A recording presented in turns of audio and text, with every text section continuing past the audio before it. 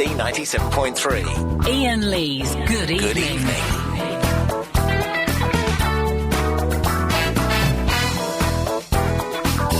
Hello, I'm Lucy and I'm 11, and my favourite Frank Zappa song is Bow Tie Daddy from We're Only In It For The Money. Hello, my name's Steve Allen. I'm the biggest bitch in the morning, and I'm in my late 50s, and my favourite Frank Zappa song is What's the Ugliest Part of Your Body? From Only For The Money. Hi, my name is Agent Chris. I'm in my 20s. My favourite Zappa song is Overture to a Holiday in Berlin from Bernd Weenie Sandwich. Yeah, we got there in the end. It's his favourite album. He liked to savour every single word of it. That was from last night's show, which was weird, man. If you missed last night's show, the first hour was stunning. Second hour was a bit ropey. Third hour was all right. There were some good bits in the third hour, but it got a bit funny, and I was a bit tired the last hour. We'll talk about it later on. But let's go straight to the Triple M, as we like to start the weekday show now, 7 till 10 o'clock. We're here, and the first 30 minutes of the show is your calls going straight to air. What does that mean, you say, old lady? Well, it means this. Line 1, you're on the wireless. Hello, Ian. Yes. Hello, I rang you a few months ago. Right. And I asked you to ring up a friend of mine. Oh, yes. And wind her up. Oh, yes. And the phone was engaged. Remember? Diane. I do remember that, yes. Yeah. Yes. Any chance you can do it again? Hello? No. 2, you're on the wire. I thought about it. I did think about it, and I thought, I can't bother. 2, you're on the wireless.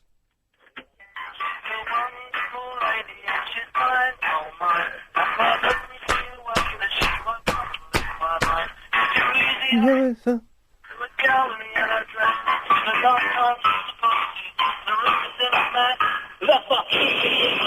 oh dear! That's a song called Alternate Title by the Monkees, originally called Randy Scouse Skit. They had to change the title because it was rude in this country. Number 2 hit, 1967, shall we say? I don't know who that version by. Was that the Carter version? You won't remember Carter, the Unstoppable Sex Machine, will you, Chris? No. They were a big, not that big band in the late 80s. I was born in the 80s. Yes, but were you into slightly rubbish pop? No. The only living boy in New Cross. They were quite good, actually. 30-something was quite a good album. 0870 90 90 973. 3, you're on the wireless. Oh, give me a home where the buffalo roam, where the deer and the antelope play, where seldom is heard a discouraging word, and the skies are not cloudy all day. My phone's gone mash up. That's for George, who requested... My phone's gone mash up. Well, there you go. 3, you're on the wireless. No, you're too slow. You've got to be quick. It's a quick pace show tonight. Last night got a bit lazy and a bit fat, and just a bit turgid. Tonight, that all the way. 8, you're on the wireless. You're big little booger. Oh, wow, we were prank called by a 3-year-old. Fantastic. Yes, line 7. At times unbearably so. The conclusion from last night, thank you. 9, you're on the wireless. Ian? Yes. You cut me off, but you keep those pillocks on the radio. Yes. Come on, all I'm doing is asking for a wind-up. What's the lady's name? Diane. No, I don't think so. 7, you're on the wireless. Oh, James Wells. I love it. Show on Talksport Radio. Call James Wells. Show on Talksport Radio. James Wells. Oh, by the way, Ian, you know on Friday someone called up and you said that wasn't the James Well guy? Yes. That was me on my mobile phone. OK, thank you, James Well guy. James Good lad. There we go. You can call up James Well, but I wouldn't. He's rubbish. He's listening now, but he's rubbish. If you want to hear how phone-in radio should be done, hey, and I'm just, like in the nursery level of this thing. I've only been doing this 3 years. If you want to hear one of the best people doing phone-in radio at the moment, it's Clive Bull at 10. And I'm not saying that because he works here and we're told to say it, because there's people who work here who I don't like, and, in the past I've been faintly vocal about that as well. But Clive Bull is one of the best people doing phone-in radio at the moment. He's on Mondays to Thursdays, 10 to 1. He's so good, he only has to do 4 days a week. How did he get that in his contract? Yes, line 7. Hello, Ian. Hello there. Hello, Ian. Can I sing you a song? Yeah, why the hell not? For you, especially. Especially. America from Birmingham. I came down again to St. Alban. Okay, I don't care. With my daughter. Okay. All right, so I sing you a lovely song. Okay. All right? Now. You are my sunshine, my only sunshine. You make me sing when skies are blue. You really don't know how much I love you. So please don't take my son. Yeah, I'm still snotty and got a cough. This is like week 4. How can a cold go on for 4 weeks? I think you missed a bit. Oh, no, have I? Oh, that's embarrassing. Oh, God. That is bad when I bit my lip. 6, you're on the wireless. No, too slow. Come on, it's fast tonight. It's Fast-Paced Monday, we're calling it. What? Yes, line 5. Rabbanida, reader, woohoo! Okay, that's fine. 4, you're on the wireless. No, now, this really is poor show. 7, you're on the wireless. If I was a woman, I'd have your babies. Now will you ring this woman for me? Yeah, what's her name? Diane. No, I don't think so. 1, you're on the wireless. Hello, Ian. Yes, hello. Oh, it's Medway Massive, Steve. It's Boring Steve, everyone. Yeah, my girlfriend, she's got another friend, I told you. You know why she's friendly with her? Because she's still got her health placed. She's failed her test 10 times. And I said, why do you keep failing? Yes. She said, I've got big feet. Oh, that put a plank on it, so we didn't go swimming. Well, I didn't understand any of that at all, but thank you for the call. 4, you're on the wireless. Hi, Ian. How you doing? I'm all right. It's really good to hear from you. To talk to you, sorry. Yes. You know what? What? I'm gutted. I moved out of the area. What? So it meant that since you changed your slot in the evening, Yes. I'd go out and then I'm out of reception. So tonight is the first night. I just managed to catch you, and it's really good to hear. What's been going on? I don't even know how's it working out. Okay, well, is this, Chris, is this week 4 of us doing this slot? 4 or 5? 4, I think. Yeah. Yeah. Week 1 was rubbish. Right. Week 2 wasn't much better. Wasn't much better. Week 3 started to kick off. So I think this week is going to be a good week. You're hotting up. Hotter. On Friday last week, I learnt to drive the desk and push all the buttons. So Chris is out of a job. Well, do you know what? I couldn't be bothered to do it again tonight. I might do it for half an hour later on. Just keep your hand in. You know what I mean? Keep your hand in. But yes, potentially Chris and Alex could both be out of a job, and I know that LBC love cutting back. So I can give them. I could save them with their combined salaries. I could save LBC £5,000 a year. It's well worth thinking about, Mr. Lloyd, if you're listening. 0870 90 90 973. 2, you're on the wireless. Hello? Hello there. Nick Ferrari Yes? is a fat man. He's a very fat man, isn't he? He's getting big, very big. Big fat belly. I want to say he's a fat man. He's a fat man, yes. Eating kebabs, I think he cut back now. Yes, he is indeed. I guess you would have to call him a big fat man, wouldn't you? Fat man. And hair is like Dolly Parton. What, he's a country and western singer? No, the hair is like Dolly Parton's. Oh, his hair is like Dolly Parton's. Dolly Parton. I like the fact that Clive always says his hair is like Roger Daltrey. He's got very white teeth. He's got hair is a blonde with the blacks. Yes. I don't think he looks sexy, to be honest. No. But he is fat now. Yes, yes. I want to be voting for him in the election. I've lost my Knocker's Fat Ferrari. That was the Knocker's Fat Ferrari guy. No, it was Lynn did the Knocker's Fat Ferrari.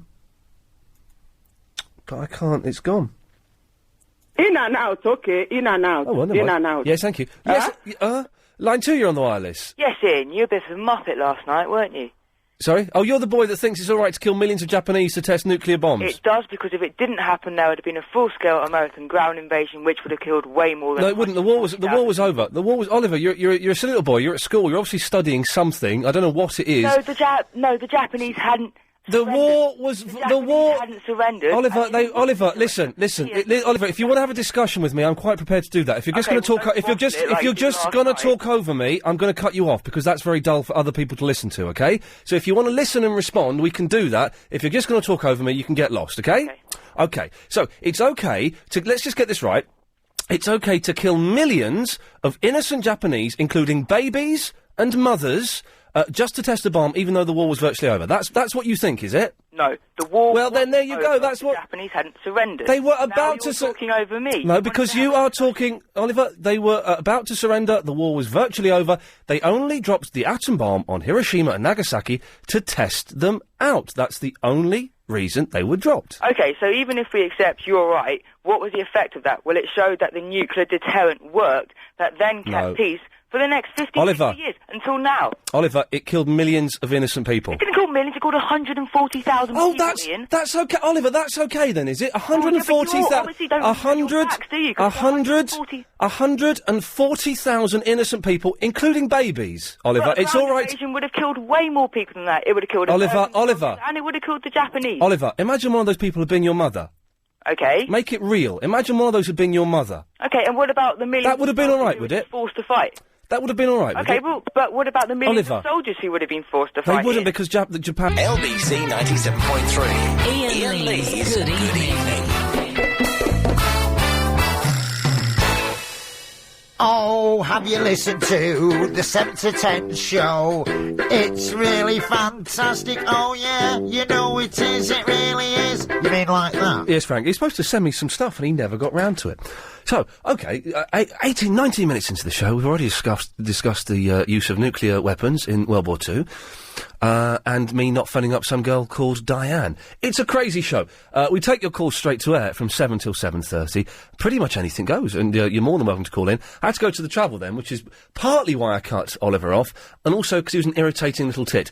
Those two things combined meant he had to go. One of them on their own, I would probably have kept him on, but both of those things there meant he had to go. Line 8, you're on the wireless. Hey. Hey. Sarah. Hey there. I tried to call you yesterday from New York City. Wow. Yes. New York City, America. Yes. 1976. Yes. No, well, I'm not there now. I'm back in London. Okay, there we go, yes. But I had a fantastic time. Oh, I did something that... I forgot to Series Links 24 again! Never mind.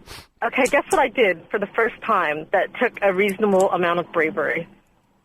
Yes, I think we all know what we're thinking here, but dare not say on the radio. I don't know. Okay, I got a Brazilian. I can say that now, right? You can say Brazilian, yes, because the people that that can't hear that won't know what it means, and everyone does.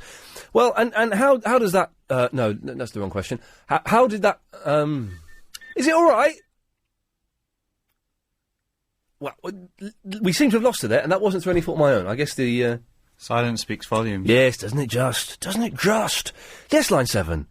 There was a soldier, a Scottish soldier. Yes, I believe there was, actually. Line 8, you're on the wireless.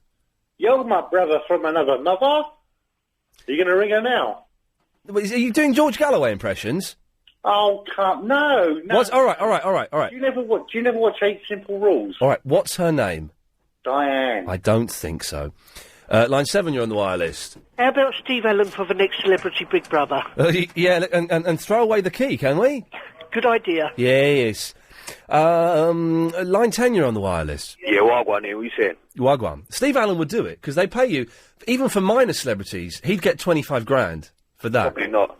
Huh? Probably not. He'd get 25 grand for it, he'd do it for that. All day long. Listen, Oliver. Yes. What? He's a nozzle, isn't he? He's a nozzle? Yeah. Yes.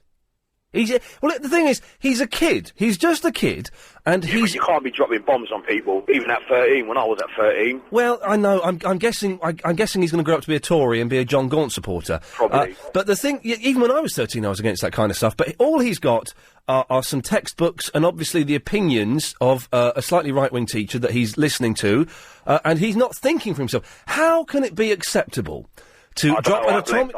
It's all Diane. To drop an atomic bomb... I can't believe we're doing this on this show. But all they did, the only reason they dropped the 2 atomic bombs was just to test them. Japan were a matter of months away from surrendering. I tell you what, Oliver, I've got a couple of nugget sandwiches I want to test on you. There we go. Excellent stuff there. We don't want to get into threatening young people. We're not at that stage just yet. 6, you're on the wireless. I think Oliver needs to sit in a room with Lord Boyd for an hour. Yes, Lord Boyd would certainly put him, correct him. On a lot of... I've been listening to some Human Zoo today. Oh, it's fantastic. It is brilliant. I've just been listening to hours of it on end. You just go insane. 2, you're on the wireless. Oh, hi, Ian. It's Lindy. Hello, Lindy. Hello. I just wanted to big up your new slot. Oh, big it up. Away you go. Well, it's been all right. You know, I haven't really managed to listen live, but I podcast every show, and I've heard every show. It's getting better. If you've listened to them in order, you'll hear the progression, because the first week wasn't very good. First show is a bit duff, but after that it did get better, and it's got better and better and better, and brilliant new callers, and I just wanted to tell you. And it's good we're having rows with kids about nuclear bombs as well. Do you know what I mean? I genuinely enjoy that. And he's going to think, oh, he cut me off because I was winning. Well, no, young Oliver, it's just because we had to go to the news and you were a bit irritating, you know. So. Yeah, he was a bit. Bless him. Yeah, bless him. All right, thank you, Lindy. All right, bye. Good work, that woman there. 4, you're on the wireless. I think Wentworth Miller, alias Michael Schofield, is really fit, and if he comes to my house, he'll never escape. Oh, dear goodness gracious me. Prison Break reference. A sexual Prison Break. Line 9, you're on the wireless. Oh, it's Wanda. I've just come back from Bulgaria where it's skiing. I'm a bit poorly. How are you? I'm still bunged up for this goddamn cold. It's going around, isn't it? People are coughing on me. Look, I asked for your advice quite a while back about a guy I fancied and how to make my move and show that I'm interested. Yes. When you said just offer him a bit of... Yeah, a little bit of goes a long, long way. I did. You know what he did? You know what he said? He laughed. He said, I'm 41! I'm 41! He was, how old? 31 or 41. And he kept saying that. I was like, well, I didn't understand. I just kind of stared. I didn't understand. And the thing is, I'm a pacifist. I've always been a pacifist because I'm a very large lady. Yes. But he had provoked me just by giving me a look. You're a large lady? Well, I say a large lady. I'm 6 foot. So you're not a BBW? I'm not clinically obese. Okay. I'm quite trim, I suppose. Yes. I have a large bazungas. Okay. And big feet. But I don't know what big feet on a woman means. Do you know what that means? I know what large feet on a... Means a bit more of a bloke than a woman. Does it? Well, as I said, my ex called me a big ginger tranny. He's big, but I'm not. No, I'm not ginger, and I'm not a man. But so he said I'm 41. I think what happens when you're 40, you can't date women that are. How old are you? Well, I know you shouldn't say, but I'm a year younger than you, Mister. You're 32. I'm 32. Wow, then he should have been thanking his lucky star. Although, to be honest, you do sound a bit rough. Do you know what I mean? 6 foot tall. I went out with a girl who was nearly as tall as me once. It was horrible. It was like kissing a bloke. Chris, you look like you're about to say something there, and then you froze. Yeah, because I realised it's only 25 minutes past. There we go, good lad. Yes. Oh, we've got the David Prever moral dilemma coming up later on. Of you know what we're talking about here. We'll do that a bit later on. I don't know if I should mention it on the wireless, but we'll do it. Yes, line 2. Hello, Ian Lee. Hello. Hello. How you doing? I'm fine. Listen, right. I've had this issue with Kinder eggs. Oh, yes. Do you remember those? Yeah, of course I do, yes. Excellent. Right, I've got 964 little toys to give away. Yes. Now, I want you to do a bit of a competition, yeah? And if whoever gets them right, gets a question right or something, by the end of your show, can win them. Here we go then, Fruitcake. It's time for another caller. Let's select caller number 1. Oh, it's me. Yes, Yeah. I knew it, yes. Well, we could do that. Well... But it could be a bit boring. Ian. It could be a bit boring. Well, have a think about something. The Kinder chocolate is delicious, there's no denying that.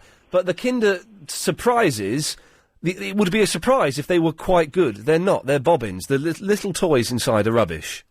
Because I still do have those little egg cases. And what I could actually do is put the toys back in the cases. Yes. And then some happy person could, like, open them, and then it could be like Christmas. What I used to as a kid was these are the little yellow egg cases, aren't they? Yeah. I would put orange squash and water in there and make a little orange ice cube. That's really clever. Like my own homemade mivvy. And, that is fantastic. And would have that in the summer. So, no. 6, you're on the wireless. Hello, Ian, my man. How you doing? It's Wolfie Jack. Wolfman Jack, good to have you on board, baby. Ian, what if you do me a favour? Could you give my girlfriend Diana a call? No, we're not doing any of that. Line 8, you're on the wireless. Oh, yeah, why don't you and George Galloway go to the Middle East and blow your brains out? Why should we do that, Peter? He hasn't got the intelligence to put the phone down when he finishes a phone call. What a muppet. Line 5... Oh, no, line 6, you're on the wireless. Last time I went on holiday, I flew with BA. It's a nightmare. I'm not even going to let you finish that joke. I ain't getting on no plane, fool. Do you know what I mean? For God's sakes, we're better than that. Very quickly, 10, you've got 10 seconds. LBC 97.3. Ian Lee's Good Evening. Call 0870 90 90 973. OK, we start the show proper now. If you do call up from now on, 0870 90 90 973. You speak to Chris, the producer. Lots to talk about, really. But before we've got some calls racked up already. I don't quite know why. Let's go to Mark in Dagenham. Hello, Mark. Mr. Ian, how you doing? Do you know, I'm all right. Do you know what, though? I'm going to can I have a little whinge? Go on then, mate. Is it about 13-year-olds? No, I'll let that little sod go.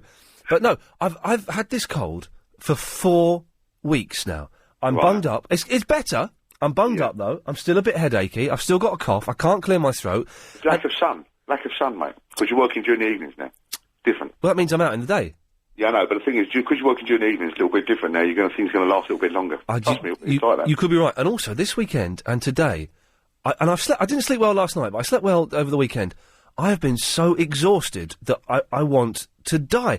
It just hurts to walk because I'm so tired, and I don't know why. And I've been trying to eat healthily, and I've been drinking lots of water, and I've been doing all the things you're supposed to do, and I just feel exhausted, and I can't find any way to get out of it. It's because you work during the evenings now. It's like I used to work all nights, all the time. I've done it for 11 years.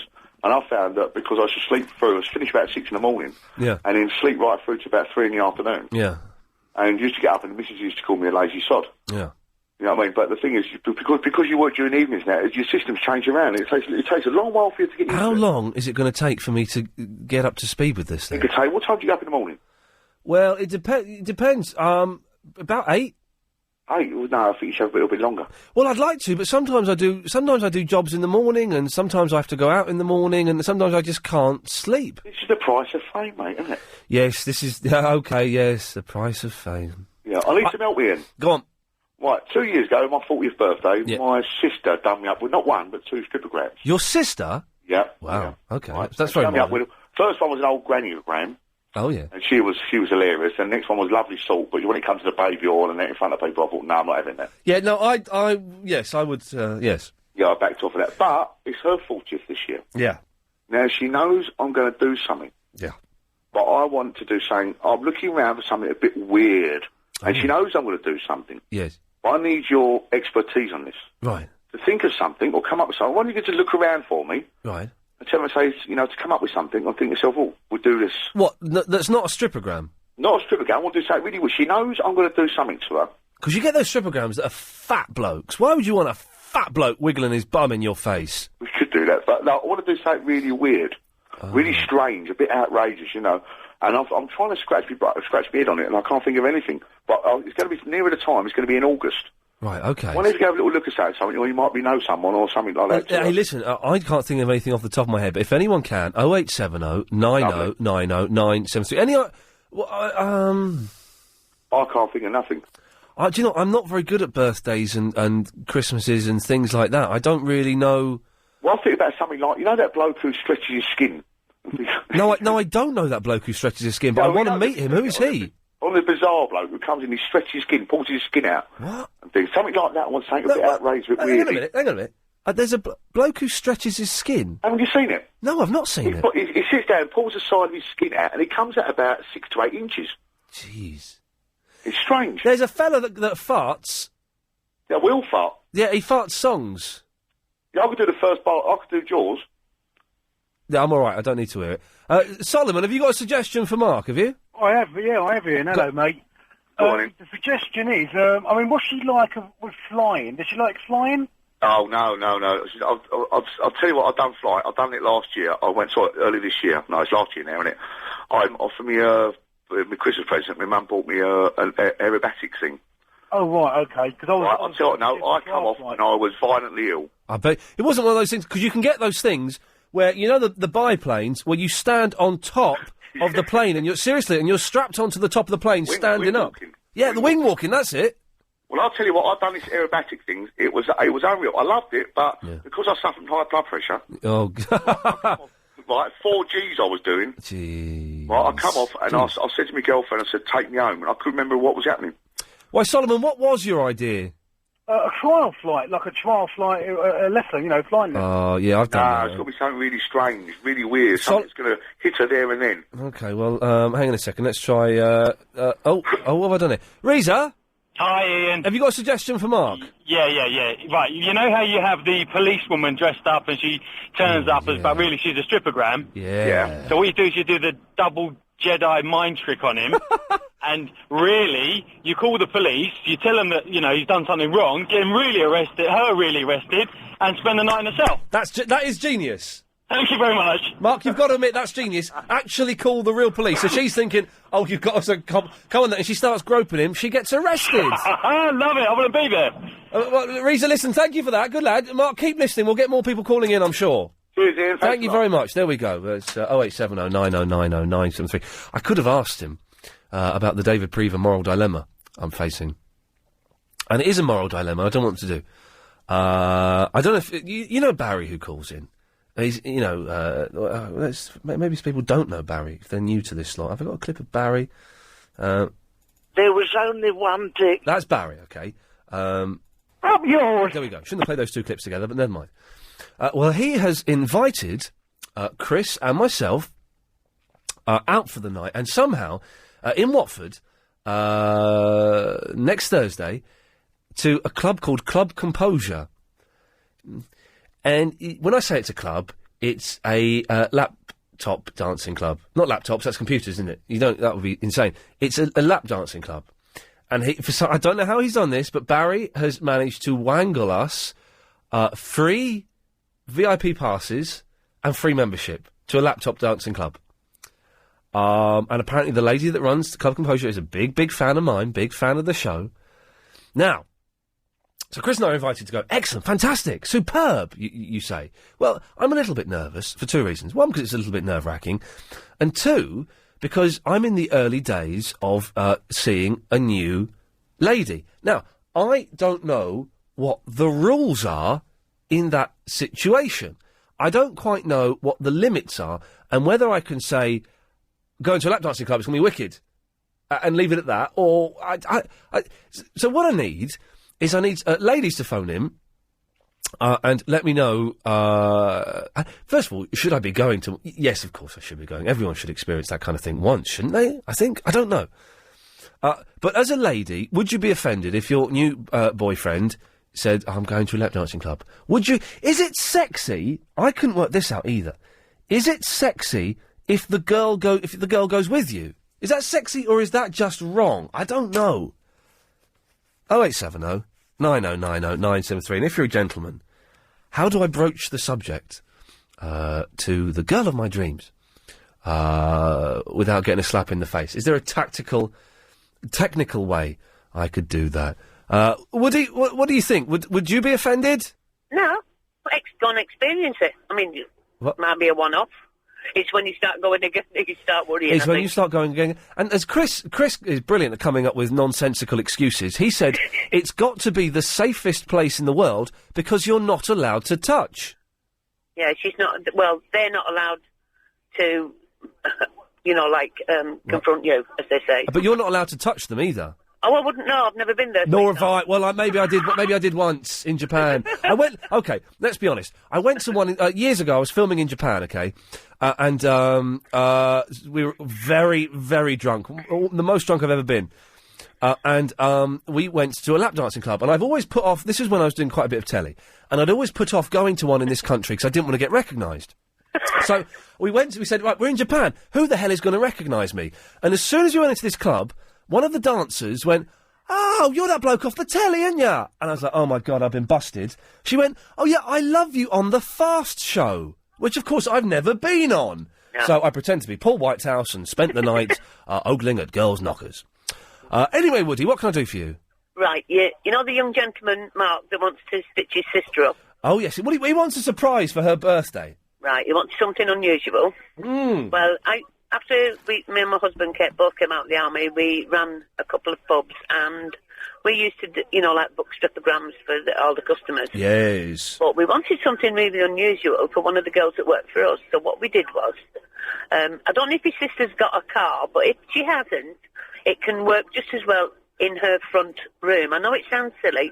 What you do is you ring up a stripogram. Yes. And you say to him, I don't want him to actually strip, but could you get him to dress up as, like a tramp and a down and out or whatever? Right. You get the set of keys, the spare set of keys of her car. Right. Or the front door. Yeah. Let him in either to the car or her lounge. Yeah. And he ensconces himself on the back seat. And what he did was he really made a good effort. He got tacky old carrier bags and filled them with bits and pieces. Yeah. And when she came out of work, she went to get into a car, and there's this tramp sleeping on her back seat, and she went ballistic, and he wouldn't move, and we let it go on, but she was phoning the police and everything like that. Then did he start stripping off? No. Oh, he did. He never took his clothes off once. No, and he was really. What he'd done was he got one of them, the really knotted wigs with the long hair and everything, really matted. Yes. It was, honest to God, it was the best effect I've ever seen. Well, Woody, it's an idea. I don't like surprises at birthdays. Don't do it for me. I don't ever want a surprise birthday party. I don't want a surprise. No, thank you. No, thanks. 0870 90 90 973. Lee! Oh, hi, good evening, Ian. Good evening.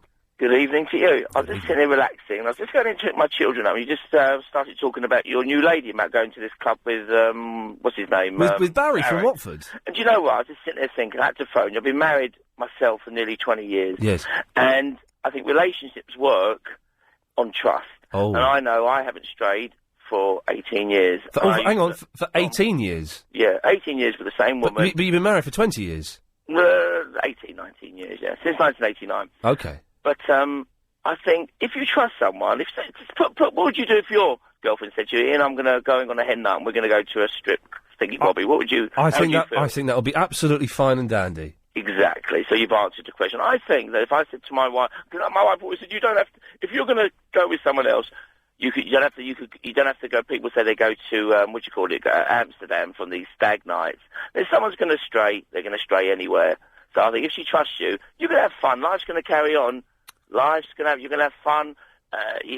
Life carries on whether you're going to go to a strip club, not go to one. Why should it worry her if she trusts you? So you're saying, basically, I should just go and not tell her?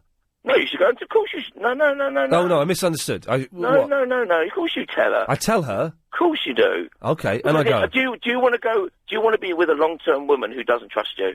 No. Do you want to get involved with someone who says, "Oh, Ian, we're going tonight"? Or no, you're not going out with a boy. No, I don't want that. No. And if she trusts you, and you're not the sort. I mean, for the couple of years I've listened to you, I don't think you're the sort of guy who's going to do that. I think you're going to be fine. Lee, thank you for your trusting and kind words. Maybe slightly misplaced. LBC 97.3. Ian Lee's Good Evening. Yeah. Rumi. Yes? You're on the radio, isn't it? Yes. Yes. I have to change my name because I'm one of the girls, so I don't really want to... You're one of the girls? Yeah, one of the girls who don't sing in the composer. Oh, hello. Hello. Hello there. Hi there. You're not the slightly older one in the stockings on the website, are you? No, I don't wear stockings because I like to do poetry and... You like to do poetry? No, I like to do poetry. Pole tricks. Yeah, so Poultry? if you wear stockings, then You can't do poultry. Yes, Yeah. okay, lovely, fantastic. I just heard what you said. Yes. I wouldn't tell. I mean, if you're just meeting someone, you're just starting to date someone. Yes. I wouldn't tell her that you're going to a strip club, Keep and it a secret. certainly not compose her. Why is it mucky there? The dancers are quite hot in there. Like, it's very close. So, it could be a bit shocking for some. It could be a bit what? Shocking. Yes. Oh dear God. Very close. I was shocked myself when I started there. Right, And I'm okay. a dancer. Yes. And I've danced loads of clubs around in London and everywhere. So it's... And I was still shocked. Okay, but you're working there tonight, are you, Remy? No, I'm working somewhere else. Oh, okay, so you work all over the place. Okay. Yeah, yeah. Will you be working there next Thursday? Next Thursday, no, but I could put myself down so I can see you there. Okay, well, hang on, I'm not arranging a date or anything. This isn't me trying to, No, I know, but that'd be funny. Well, so you think I should keep it quiet? I think you should. The thing is, though, and I've had a couple of emails saying, Ian, you're mentioning it on the radio, you idiot. Well, I know for a fact she's not listening, so we can do this, and... Yeah. That's why I'm not saying it. But surely, I kind of think maybe you should be, a bit honest. Yes, you can be honest about it, but you've got to be with a woman that you really trust. Like, loads of the times, the guys ask me, Tell me a lot. I'd like to take you out, and I ask them, do you have a girlfriend? Yes, I do. She knows I'm coming here. She doesn't mind. Yes. I'm like, she probably doesn't mind and see the girls, but not taking them out on a date. No, that would be inappropriate. Do you go out on dates with any... No, never. What do you wear when you're doing it? Well, I wear bikinis, small, short skirts, hot pants, boots, high heels, Like the hot pants, yes. and always looking glamorous. It's part of the job. We like the glamorous look, and Yes. okay. Well, do you know? I'm still not 100% sure I'm going to come. If I'm being completely honest, the whole thing does make me quite nervous. Yeah, well, I mean, nervous in what ways? Why? Well, just nervous of being in a place where girls are paid to take their clothes off. Do you know? I don't know if that makes me sound a little bit limp, but it makes me feel a little bit uncomfortable. Well, no, because the girls don't really look at it that way. Like, oh, we're going to get paid and we're going to take our clothes off. It's a whole thing around it, really. Yeah. It's a whole entertainment thing, and it's not just the fact of taking your clothes off, because girls come up to you and they approach you. That would you like to go for a dance? Hey, and listen. Just do it. I don't think it's girls being exploited, because I think that in those kind of environments, that it's the ladies. I think it's the opposite. No. Hey, listen. Totally, the ladies have completely the upper hand, and it's the men who are paying, quite big amounts of money to see the girls take their clothes off and stuff like that. So I think that the women are definitely in control of the situation.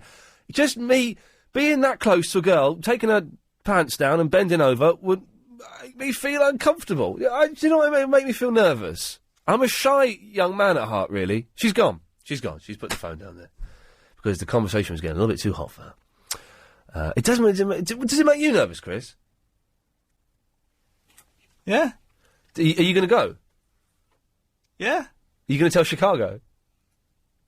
Yeah. Okay. By the way, I don't want the whole show to be about this, but we've had other things mentioned, and there's more stuff to talk about as well. But I'll maybe talk about that after the news. Billy's in Finchley. Yeah. Listen, are you mad? What? Yeah.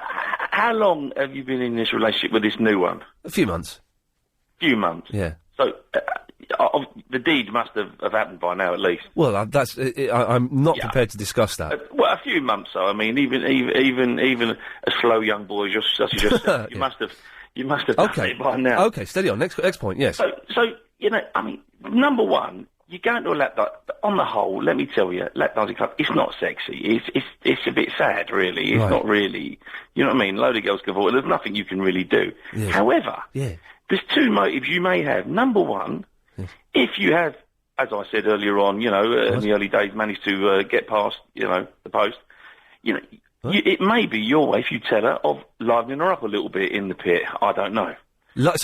Livening her up a little bit in the pit. Yeah. Okay, right, yeah. Just got that right. That would be one reason for telling her. Yes. However, yes. I would say the generally accepted mode to operate here is omission, my friend. Omission? Omission. So omission is don't tell her? Indeed.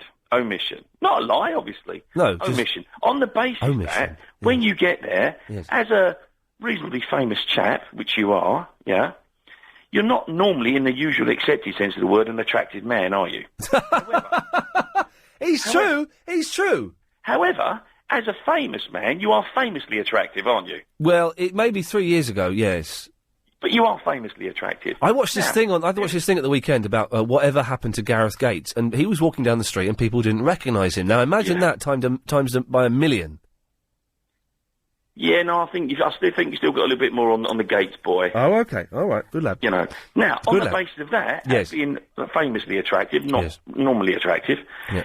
When you get there, there is always the off chance that you will pull one of said dancers. I don't think you're allowed to pull the said dancers, are you? I'll leave off. Oh, really? Yeah, of course not. Well, normal people aren't, but, you know. Okay. Because obviously the other factor here is now you're going to get papped to bits, aren't you, if you turn up there?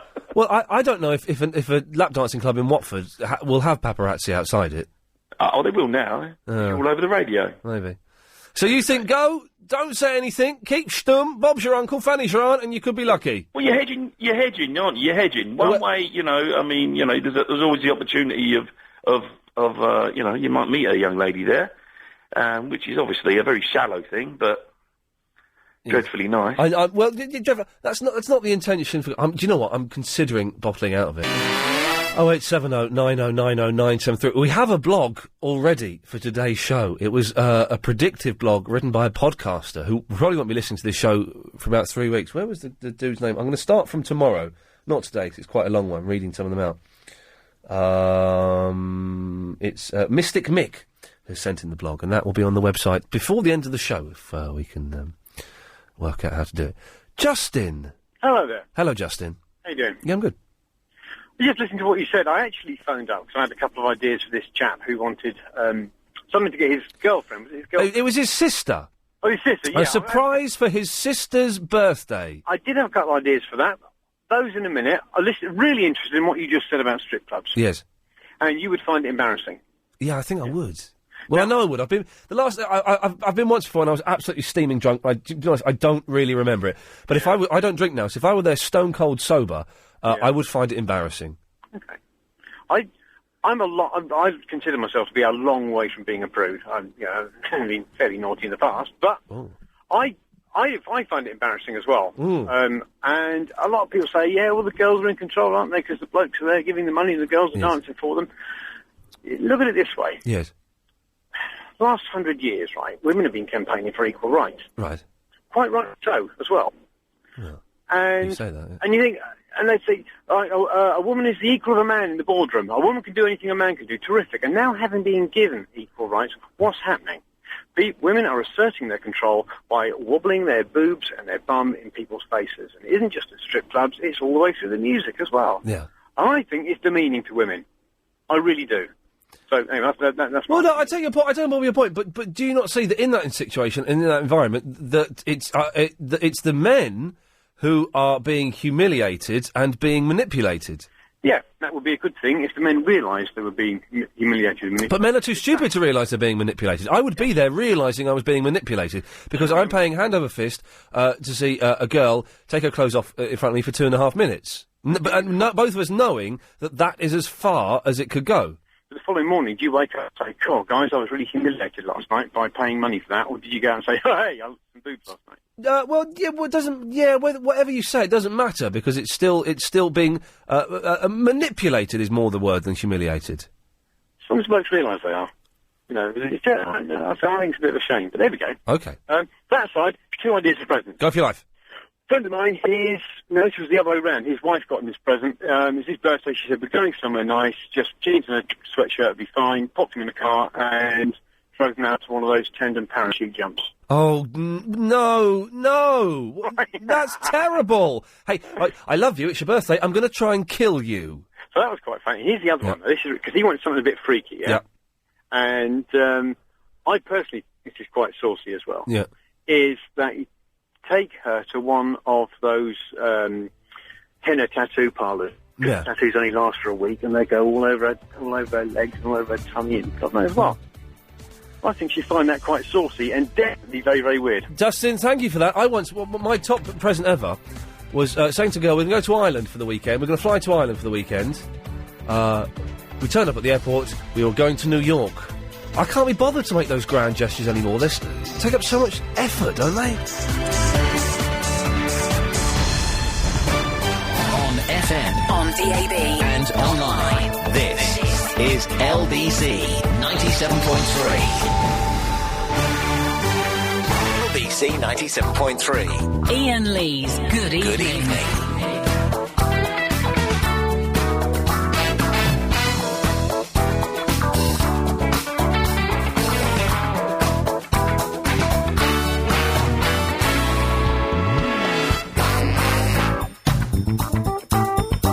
There we go. 0870 9090 973. The Banana Republic is coming to the UK. That's my favourite shop. I love it.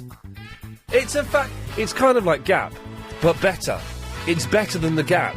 Every time I go to New York, I always go to Banana Republic and buy a stack load of their stuff and bring it back. I don't need to. They're going to be in Regent Street. Sing hosannas! Clothes that fit me and look cool. That'll do for me. OK, it's Monday night, 7 till 10 is how long we're here for. 0870 9090 973 is the telephone number. We were talking about Lap Dancing Club. The more I think about it, the more I think I'm not going to go. We just had a look at the website, and it looks fantastic, but... and I'm aware this show is kind of possibly turning into the Mike Mendoza show. It's a sleazy, slightly pervy, incredibly uncomfortable undertone to it that his show constantly has. So I'm guessing it's not I'm probably not going to go. But we'll see. We're also looking... Some dude phoned in and wanted a surprise for his sisters. But I don't get surprises. I've never had a surprise birthday party. I don't want one. If I have one, I'm walking straight out. Because I don't like parties at the best of times. But I need to get kind of psyched up to go to a party. I need to be in the right mood. I don't like parties. I'm hanging out with lots of people, music playing... oh no, not a fan of that. A surprise party would just be absolutely hellish, wouldn't it? I'm not a fan at all. 0870 9090 973 is the telephone number. And I saw someone doing something today which struck me as absolutely ridiculous. Leaf blowers. Have you seen these leaf blowing machines? What's the point? They're big, expensive pieces of kit, and they're like the reverse hoovers for the outside. And they blow leaves. They blow them further down the street. But why? They're just leaves. It's not like it's graffiti or poo or corpses. And they disintegrate, don't they? What? Leaves. Yeah, well, eventually they do, yes, they do. They biodegrade is the term. But what's so bad about having leaves everywhere? And also, if you've got leaves and you really want to get the leaves out of the way, and I can understand if you get a lot of leaves concentrated on the lawn, for example, that they can make the lawn go mouldy, go fungal. I don't know. They make I know that if you've got the pears from next door's pear tree, if they fall on my garden, we leave them, make the lawn go mouldy. It's not as if they blow snow, is it? So do what? It's not as if they blow snow, when that falls. No, they just blow leaves. But if you want to get rid of leaves, good old-fashioned thing I like to call a rake. I call it a rake because that's what it's called. It's a rake. And you rake them up. But why would you want to? It seems to be the most pointless piece of equipment is having a leaf blower for the garden. If you've got one, you're a muppet. Could you give me a call? How much did it cost? How many times do you use it? And why are you so goddamn lazy? 0870 9090 973. And if I'm expecting ladies will phone up to grass their husbands up. It's the kind of thing only a bloke would have that. It's not going to be the sort of thing that that women are going to buy. It's only going to be blokes that have it. Who's that? Hello? Yes. I was just wondering, when you were on 4 till 7? Yes. No. I was never on 4 till 7. Was I on 4 till 7 at one point? Wow, I was, yeah. I don't know why. No, nor can I. Oh, it was, the big girl. What's she called? Sandy War? Sandy War. Sandy War, that's it. Okay, bye. Thank you. Where did that voice come from? Claire's in Reading, the big girl. I do apologise. That was a bit rude, wasn't it? That was a little bit unnecessary. I'm sorry about that. I feel bad. Claire! Hello. Hello, Claire. Hello. I thought you could do with some sensible female advice on strip clubs. Yes, please. And you do... When is the sensible female coming on? Oh, we're just getting our bins changed. Ignore that noise, it's our bins are being emptied. I am the guy that called earlier and said you shouldn't say anything. That's really terrible advice. You're going to get busted. Yeah, I think so. Girls know things. Yeah, you know at school when they say they're taking us off to talk about periods, they're not. They're teaching us secret ways to get information out of our men. I never knew that girls got taken off to talk about periods. Really? There was. I knew that girls went off and had private lessons, but I didn't know that's what it was about. Yes. Oh God, that's disgusting. My advice would be ask her. Yeah. Ask her permission. Yeah. So not. Then you're covered. So not say. But if she says no, then don't go. I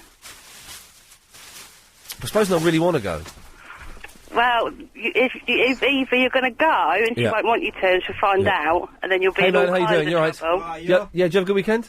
Yes. Excellent stuff. Good lad. Thank you very much. The bin's really full today. I don't know why. Yes. Is it? I blame Paul Ross. Yeah, well, weekend and Paul Ross. Yeah. Puts a load of rubbish in there. I'll have a word with him. Were you working at the weekend or? Yes, I'm working. Yeah, I was working last night, but I had Saturday off. My nephew came round on Sunday. My little nephew, little 2-year-old Dylan, came round to the flat. Okay, I'll get a blank look there. That's quite all right. Don't worry. Okay, good lad. Yeah, sorry, Claire. What were you saying? That's right. I think you should just ask her permission. Oh, okay. Most girls don't care. It's one of those ridiculous boy things that you all like to do now and then, and we don't really care. So ask, and I'm sure she'll say yes. Go ahead. The thing is now, Chris was just saying, because Chris is very naive, and Chris was, Lady Alex was, thanks very much, man, cheers. Lady Alex was saying, what do you put, do you put money in their stockings? Now, I don't think you do in this, I don't think you do, but Chris was saying, well, you can put a £5 in there, but you can't put, you put £20 notes in there, you don't put fivers in there. Well, no, it's better than pound coins, though. Yes, yeah. You'll Well, be rattling about all night. I made a very rude joke about that 10 minutes ago that I can't say on the air. So I won't, but... That's a podcast extra. Yes, we'll do that. We'll do the rude off-air banter on the podcast. So you think... Would you mind if your fella went? Not if he asked me. I've had this before where I found out later on. Oh. And then they get punished. Oh, really? Well, that doesn't sound so bad. Would you want to go? Would I want to go? I don't know. It might do. It's interesting. Don't come on, Claire. Stop being coy with me. It's after 8 o'clock. The kids are getting washed and ready for bed. We can talk about this, sort of. So you wouldn't mind going? No, not really. Would you find it sexy? Not especially. If I wanted to look at boobs, I'd look down my own top for free. Yeah, that's a good answer. Claire, thank you very much for that. Okay, thanks. Bye-bye. 0870 90 90 973 is the old telephone number, isn't it? Lurkio. Oh, I think you got the wrong number. Oh, is it? Sorry, is this Nigel Mansell? This is Nigel Mansell. I do apologise, Nigel. What can I do for you? I have a couple of comments so far. Nigel, are you all right? You sounded a little bit excited today. So have you had some good news or something? No, it's a topic that's very close to my, yeah. Yeah, okay, right, yes. Yeah. Yes. This caller a couple of calls ago, when he said, women equal rights and so on and so forth. Yes. Well, a bit controversial it may be, but giving them the vote was one thing. Yes. Giving them a driving licence was something completely different. I'm sure as Britain's greatest driver, you'd disagree with that. Well, no, but you get a woman and you put her in a chair and you surround it with mirrors and you put it on the road. Yes. It's asking for problems, fails to work on any level. Yes, it is. Now, your new girlfriend, I would imagine that she might listen to the show, or her friends might listen to the show, because she goes around saying, "Oh, my new boyfriend is Iain Lee." Do you know, I think she tries to keep it under her hat. Well, either way, there is a possibility that she may now already know about your lap dancing exploits. Possibly. It's unlikely. I know she's not listening, but it's unlikely. It's a possibility. It's a possibility, Nigel, correct, yes. Indeed. Yes. Also, Also. the man who phones up wanting something really strange for his sister, Yes. Maureen-o-gram. What's that? You call her Maureen, the old lady. Oh, the Maureen who phones in? Yes. Send her round? Maureen-o-gram, it doesn't get much sicker than that. And Maureen-o-gram, she could do a number 4 live in front of her. Indeed. But Nigel, thank you very much for that. That's a thought, a Maureen-o-gram. OK. Let's have a go, shall we? James! Yes, I do not have a leaf blower, but I do have a hovercraft at the bank, which I swapped for a BMX motorbike costing £12,000, my friend. Good evening. What? Sorry? What was that? Chris, what was that dude on about? He swapped a hovercraft for BMX motorbike costing £4,000 at the bank. What a delightful fruitcakes. Thank you, James. Okay, 0870 9090 973. He was, of course, referring to the leaf blowers that I was mentioning. No one has called in yet to admit to having a leaf blower. Yeah, I saw them being used today. I saw 2 being used today, and I saw several being used last weekend. It just seems an odd piece of equipment to have. If you've got one, tell me why. I don't understand it. 0870 9090 973. LBC 97.3. Iain Lee's Good Evening. Good evening. I've got really chapped lips as well at the moment. So here we go. Here's the list of complaints so far. A 4-week-long cold that's leaving me bunged up and coughing, chapped lips, a complete physical exhaustion, and just a general depression about life in general. You know, it's all pointless. Seriously, you think about it, you think, do you know what? It's all pointless, isn't it? There's no reason for any of it. Do you know, Alex, do you know what I mean? You seem like the sort of chap who knows what I mean. What, you're saying I'm depressed? Yeah. Yeah, that's right. I mean, but... you have it so hard. That's why I can see why you'd be depressed. But that's the thing, though. But people say, "Oh, you can't be depressed because you know you're on the radio and you're on." Well, it doesn't matter. Doesn't matter. You don't understand at all, do you, Chris? You're full of the joys of life. Yeah, wicked. Oh God Almighty! You know, just the effort of getting out of bed in the day. Vicky. Hey. Hello, Vicky. Can you grab the door? No. Sorry. What? I rang up about the club thing, Ian. Oh yes. Yes, and what's happened to the door? Is it blown away? no, someone's knocking at it. Someone's ringing the bell. Do me a favour, open the door, let them in. Can you grab the door, Sandra, please? Sorry. Wouldn't it be terrifying if we heard like gunfire in the background? I'm sorry. Like have you seen American Werewolf in London? Yeah. And the scariest scene is the dream sequence where he's dreaming he's at home and he opens the door and these weird masked dudes in like gas masks or something come in and gun everyone down. Yeah. I don't know where that came from. But, No, scary. Yes. Not really. No. I think everyone said what I was going to say, but I was going to say, why don't you ask what she thinks? Yeah, Chris has just typed up that I should... OK, you know we were talking about doors Yeah. a few minutes ago. Chris has just typed on the screen, I should play this. I'm thinking about my doorbell. When you gonna ring it? When you gonna ring it? Chris, that was 2 minutes ago. It took you too long to type that up on the screen. I'm a slow typist. Yes, Vicky. Yeah. Well, ask her what she thinks, Yes. and if she doesn't like it, then maybe don't go. Then you don't go. Yeah. Would you like it if your fellow went? Not really, no. I don't think I'm going to go. I feel uncomfortable at the whole situation. But then I heard someone say that she could go with you, so maybe that's an option. What's wrong, Vicky? You sound really down. Are you as miserable and as depressed with Yes. life as I am? I was going to say that. It's but, pointless, yeah. isn't it? It's all pointless. And we Yes. do this every day, and nothing changes, nothing gets any better, nothing is achieved. It's all pointless. Yeah. That's true. I'll leave it on that one. Yeah, okay. Thanks, Vicky. All right. Bye. She was a bag of laughs, wasn't she, eh? Made me feel much worse about myself. We need some quirky pop. 1, 2, 3, 4, 5. Ooh, Darren! You've got to go, mate. What, you sound rubbish? No, you got to go. Oh, the laptop club. Yeah. Why? You know what you're missing. Well, why? Go on. Well, you never been to one before? I went to one in Japan. Oh, that's not the same as here. Well, they weren't Japanese girls, although I wish they had been. Okay, but Darren, talk me through the slightly seedy world of going to one of these clubs. You have to go to see for yourself.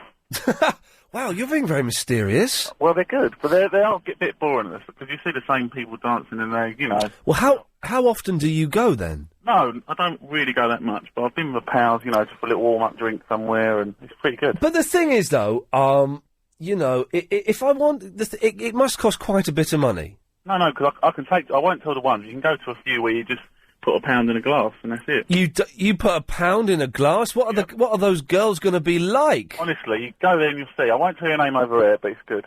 £1 in a... Is it in London? Yes. Chris, it's not the Griffin, is it? How do you know that? You've never been to one before? No, I've never been there, but Why pluck that one out of the air? No, I tell you why. When I started on the 11 o'clock show years ago, and lots of people who worked on that, including some people who are now very, very high up in Channel 4, were always going there. And you get like a little curtained-off booth. That's it. And you go in there, and they were constantly saying, Ian, you must come to it. You must come to this with us. You must come to it. And I was seeing someone at the time who I know would have disapproved, and so I didn't. But it sounds... Where's Darren gone? No, they do get a bit... Yes. If you don't put £1 in the glass, they do get a bit, like, sort of rowdy. We want you to put the money in. Well, you I know it's only £1, but, you know, you don't want to pay £1 every time you go, and it works out quite expensive. Darren, you're a mucky pup, and you're what makes this country so goddamn fantastic. 0870 90 90 973. It's a slightly seedy start to the week. It's got to be said. If you're new to this show, hi there, good evening. It's not normally this seedy. It's just this is, you know, the kind of vibe it has taken. Kate's in the Wembley. Hello, Kate. Hi, Ian. How are you? I'm fine. Can you add a bit of class and take away from this laddishness, please? It is mucky. It is mucky tonight, and It is. It's not normally like this, though, is it? It has its moments. Oh, really? But I like those moments. It's good. Oh, Kate. Okay, Kate. You're one of those girls. Absolutely. You're what we like to call a good time girl. Very much so. Excellent stuff. Okay, but I don't want new listeners to think that it's kind of like Nuts or Loaded magazine on the radio. Not at all. There's a definite air of sophistication about this show. Sometimes. Yes. Okay, Mucky Kate. What can I do for you? Leaf blowers. Yeah. You even made that sound sexy. Do you know? Do you know what? I was banned from one of my ex-boyfriend's parents' homes for suggesting that their leaf blower was rather disappointing, bit of a waste of money, and I had to use a rake at my house. So hang on a minute. Your boyfriend you were with? His dad, his dad had just bought a leaf blower. Yeah. And this is quite a long time ago, so they were quite expensive, and he was kind of really proud of it. They were all a bit posh. They moved to, like, Alderley Edge. Yeah. And they got a little bit posh. And it was just very disappointing, and I didn't quite see the point. Yeah. But I was just excited that you agreed with me. But you got banned from the house? I got banned, yeah. I was basically told, don't come back. Yeah. Wow. If you don't get it, don't come back. Even the way she says don't come... Kate, are you married? No, I'm not. I can come through Wembley on the way home. Do it. I'm actually not. I'm actually in the Ealing, to be honest. Oh, I have called before from Wembley. Oh, Ealing's a bit far out, actually. What? Never mind. How? That's really poor. Yeah, well, you know, I'm just being realistic. I want to get home and have an early night. But thanks. But yeah, I don't understand. Why would you need a leaf blower? How much did this leaf blower cost? Well, I think it was about 70 quid at the time. Oh, well, which hang on. is just ridiculous. Well, that's not that bad. I thought they'd be like 300 quid. Okay. Well, perhaps it was more, but why not use a rake? I don't understand it. It just seemed like one of those really posh toys. Why not use a rake? Useless. Or why not just leave the leaf? The leaves. And that's another thing I didn't get, and I just got a bit of a look from his father that suggested that, it was a little bit common maybe, but Chavy didn't get it. Kate, thank you for that. You're welcome. Bye. Bye-bye. Another satisfied customer. Can I get a recording of that phone call, Chris? And then, on the CD, could you just write Kate's number just for the files? Yeah. Good lad. Oh, fantastic. Every now and then, on this show, we get celebrities calling in. And this is amazing. Ladies and gentlemen, it's Sylvester Stallone. Yo, good evening. Good evening.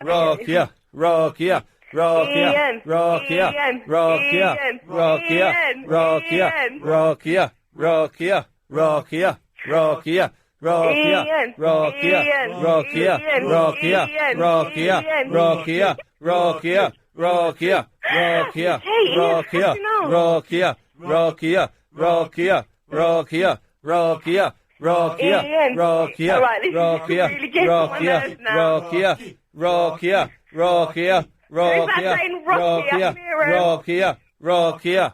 What do you want? Ian. Hello, Rokia, you're on the air. Hey.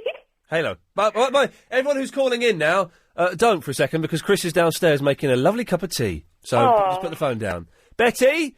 Oh, hang on a second. Let me just... hang on a second. I just need to... hang on. I move... Oh, stay there, Rokia. Okay, I'm here. You've muffed up everything, haven't you?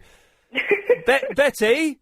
Yeah, if you got... Is that Ian? Yes, it is. You're on the air, my love. If you thought that was an adult programme, Rakia, I'm going to ring up and let your mother know. No, Betty, don't do that. Yes, I will, because that's not a programme. It's not adult, it was so childish. Right, but don't I tell... think it was terrible. But don't tell my mum. I'm going to ring up and tell your mum. Well, that's not very nice, is it? Well, and That's I told a bit you last nasty. week that you had a bad throat, and now it's turned into that horrible that'll last and last. For how long? It will. Okay, well, thanks, Betty. Eh? Last time I helped you try and find thin Bye, sliced bread. Betty. Yeah. Hang on a second, Rokia. All right. Yeah, line one, what do you want? Hello? Yes, you're on the air. Rocky. Oh, good. Rocky. Yeah. Okay. Hang on a second. Yes, line two, what do you want? MySpace.com/the James Whale guy. The James Whale guy. Okay, hang on one second. Yes, line one. Hello. Hello, yes. I would like to talk about my girlfriend, Skyrail. But your girlfriend's what? My girlfriend. What? Her what? My girlfriend, her name is Skyrail. Scario, yes. Yeah. Yeah. It sounds. I don't think you have a girlfriend, do you? Yes. Rokia, what do you want? Oh, I was just going to talk about that leaf blower thing in the jig. Oh, yes. Yeah, we got one and it's not very good at all. Of course it's not very good. It blows leaves. It's rubbish, but it's it's supposed to suck it up as well. I beg your pardon? What did you say? It's supposed to, like, suck the leaves up. She said suck. We're all right. We're okay. We're in the clear there, ladies and gentlemen. That's great. Hang on a second. Okay. Yes, line one. Yes, aren't you a geek? That's Mohammed who claimed he had a girlfriend. Anyway, Rokia. Yeah. Rokia. Oh, do you like my name? I do. Oh, that's great. How do you spell it? R-U-K. R-U-K. Hang on a minute. R-U-K. I-Y-A. I-Y-A. I like that a lot. Rokia. Oh, great. I like your name too. Ian. Yeah, oh, thank you. I hate my name. Why? 'Cause It's nice and short. Chris, we've got a lot of phone calls coming in, so get to work. Don't put Mohammed through, he's a muppet. And I took a call from a guy called Roy or Ray or something. I put the number out there, give him a call back, sound like a nice lad. Good job. Thank you. Thank you for the tea. This woman's really boring, by the way. Who? Rokia, she's really boring. Oh, no, I'm not. Rokia. Yeah. Right, what do you want? Yeah, we're just talking about that leaf blower thing. Have you got one? No, because I'm not an idiot. I wrote his number down on a bit of paper. They are. Seriously, they're not good at all. It's like the most useless piece of garden equipment. I don't understand the point. You're supposed to rake leaves if you want to move them. A rake's a great bit of equipment. Yeah, they're good, but they're supposed to be much slower, and that machine is supposed to like hoover it up straight away, but it doesn't at all. But the leaves will come back as well if you just blow them away. Yeah. In our garden, we've got this big tree. Well, it's our neighbour's tree, and we do all the cleaning for them. Oh, jeez. It's nuts. Yeah, absolute nuts. Yeah. Well, I was right, Rocky. It was a little bit of a dull phone call. Oh no, I was going to say something else. Oh, okay. You could turn it round at the last minute and save it. Here we go. Okay. Yeah. I was working last week sometime. You know Dartford Wimpy. Dartford Wimpy. No, I don't know Dartford Wimpy. No. Oh, okay. Well, I don't know Dartford very well. Oh, okay. Well, As I've there's a never been Wimpy on the high street there. Yes. And I was working, and some guy come in, and he said, "Oh, would you listen to LBC?" I said, "Yeah." He said, "I was listening to you. You spoke to Ian once and told him to come to Wimpy." Oh, you're the girl in the Wimpy that invited me down. Yeah. Was that in Dartford? Yeah. Oh, okay. You're that fruitcake when we did a thing about where are the Wimpies. Oh, well, I'm the sister. Oh, okay. That's Belgie, I think you're talking about. Belgie. Yeah. Big bender with a pan yam pickle. Do you still do? Big bender with a pan yam pickle. We do benders, but we don't have small and a large and a medium So bender. you don't do a big bender with a pan yam pickle? No. Big bender We don't with a do pan yam pickle. What is a pan yam pickle? I don't know. Probably just a normal pickle. So you don't do big bender in a bun? We do bender in a bun, yeah. You used to do bender in a bun? Yes, bender in a bun. No big bender, no small bender. Okay. You get the joke, don't you? Yes, I do. But why do Wimpy insist on using the word bender? I don't know, because it's bendy. I know it's a bent sausage. Yeah. But even that makes it, I don't understand why Wimpy, because the Wimpy seems like such a nice gentleman. Yeah. Doesn't he? The short fat fella with the frills and the. Oh, yeah, we got one of them, and I'll Wimpy if you want to come along. I'm all right, cheers. You did this to me before, and I managed to resist the urge to come and see it. So I think I'll be fine. But it's okay. Well, Rocky, thank you for that. Okay then. There we go. Oh, I cut her off just as it may have got interesting. I doubt it. Nice lady, dull funkle. It's the way it works sometimes, 0870 90 90 973. Pete is the Italian. Good evening, Ian. Good evening, Pete. I thought she was dull, but I'm even worse. Oh, okay. Well, this can be the dull quarter then. We get them every now and then. No. I've been sitting on the M25 since 7 minutes past 8 waiting for you to announce dinner, but you haven't. Oh, do you know what? I forgot to bring some... At the third stroke, it will be 8:07 precisely. Well, we're 30 minutes late. I know, I've had to move off. Do you know what? I keep forgetting. This is our semi-irregular feature where at 7 minutes past 8 we all have a bit of a nosh-up. Thing is, I was up my mum's today, and then I went to sleep at my mum's from about 3 till 5 o'clock. I had a nice little doze in my old bedroom. And then when I came into work, I was starving because I hadn't eaten all day. So I had to eat before work, and I forgot to save any food. We will do it tomorrow, Pete. Definitely tomorrow, yeah? Promise. I swear on all that is holy and sacred to me, at 7 minutes past 8 tomorrow, we will have some food. A good reminder is when your bin man comes in, because he's usually in around about 7 minutes. He's good, the bin man, isn't he? I did ask him his name, and I've forgotten it, and he's a very, very nice fellow. I've got one of those, I haven't got one of those blowers, but my gardener has. Your gardener? Yeah. How rich are you, lardy-dardy Pete? I'm not rich at all. But I've just got a big garden. Well, I've not got a big garden, but it's a nice-sized garden, and I share it with the people downstairs. And I end up doing all the mowing of the lawn, which I hate doing. Yeah. But they end up doing all the kind of fancy fineries, like digging up and putting plants in and stuff like that, which is fine. But I wish they'd mow the lawn a little bit. He does everything for me. He's got one of the big petrol blowers. Oh, blimey. And, I said, what is the point of that? Yeah, it's a little bit decadent, isn't it? And he blows everything into he's got the art of it, he blows everything into the corner, Yeah. and he just scoops it all into a bag. But why not just rake it? Exactly. Yeah. But, Well, Pete, you were right. Yeah, it was useless. It was another boring call. It was a boring call, but never mind. Look, we go over these things. We do. Well, hopefully we do, otherwise we don't get our contracts renewed. And we have to move to a smaller flat without a garden. That's the way it works, I'm afraid. Joe is the cabbie who is in the city. All right, Ian. How you going? Hello, Joe. All right, listen, about leaf blowers. Now, yes, mate. When I was doing the knowledge, I used to work for a local council as a gardener. Yes. And the leaf blower was the best tool we had. Well, it's noisy and it's windy. And you true. Do you strap it on, or how do you... You can have it, but normally you hold it in your hands and you walk around with it and you just blow. And basically, you think you've got a park to clear out with leaves, and you're standing there, you one with a rake. You'll be there all day long. So you just walk around, blow it into a corner, get a bag down, shove it all in, and away you go. Here's the question for you. Go on then. Why do you have to clear up the leaves? Because it's down to the good old friend of health and safety. What, leaves? Yes, because when it rains and they get trodden in the pathway, they become slippery and wet. And so you get some old dear walking her dog, whoop, over she goes.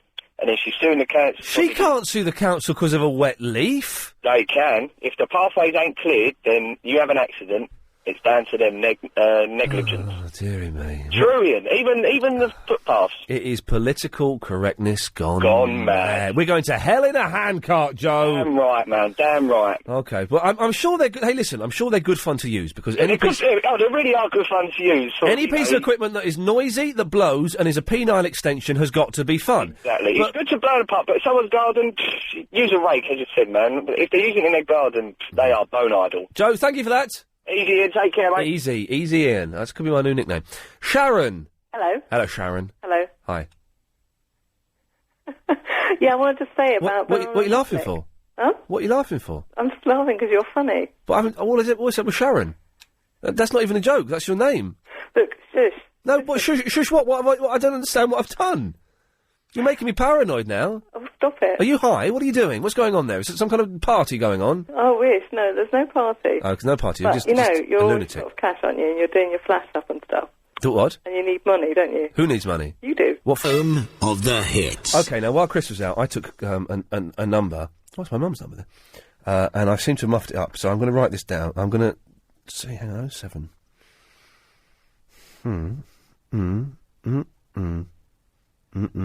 Can't believe you muffed it up. The one number I took down, I muffed up. I'm not around at the moment. So, leave your phone number and name, and I'll get back. I didn't muff it up. That's Ray's number. You idiot! You muffed it up. Please record your message. When you have finished, What? So that please digit hang there up or press is a 1 5, to change your message. not a 1. Yeah, that's a 5. You idiot. Ray, hello, Ray. Ian Lee here. But it looks like a 1. Shut up! Ray, Ian Lee here, LBC 97.3. I do apologise. My producer should have called you back. It doesn't look like a 1. That's a 5. How is that a 5? Well, how is your 4 not a G? Because it doesn't go all the way round. Because it looks like a G. Anyway, it's a 5. Ray, I do apologise. If you give us a call back, then Chris will put you on the air. I'm going to belch.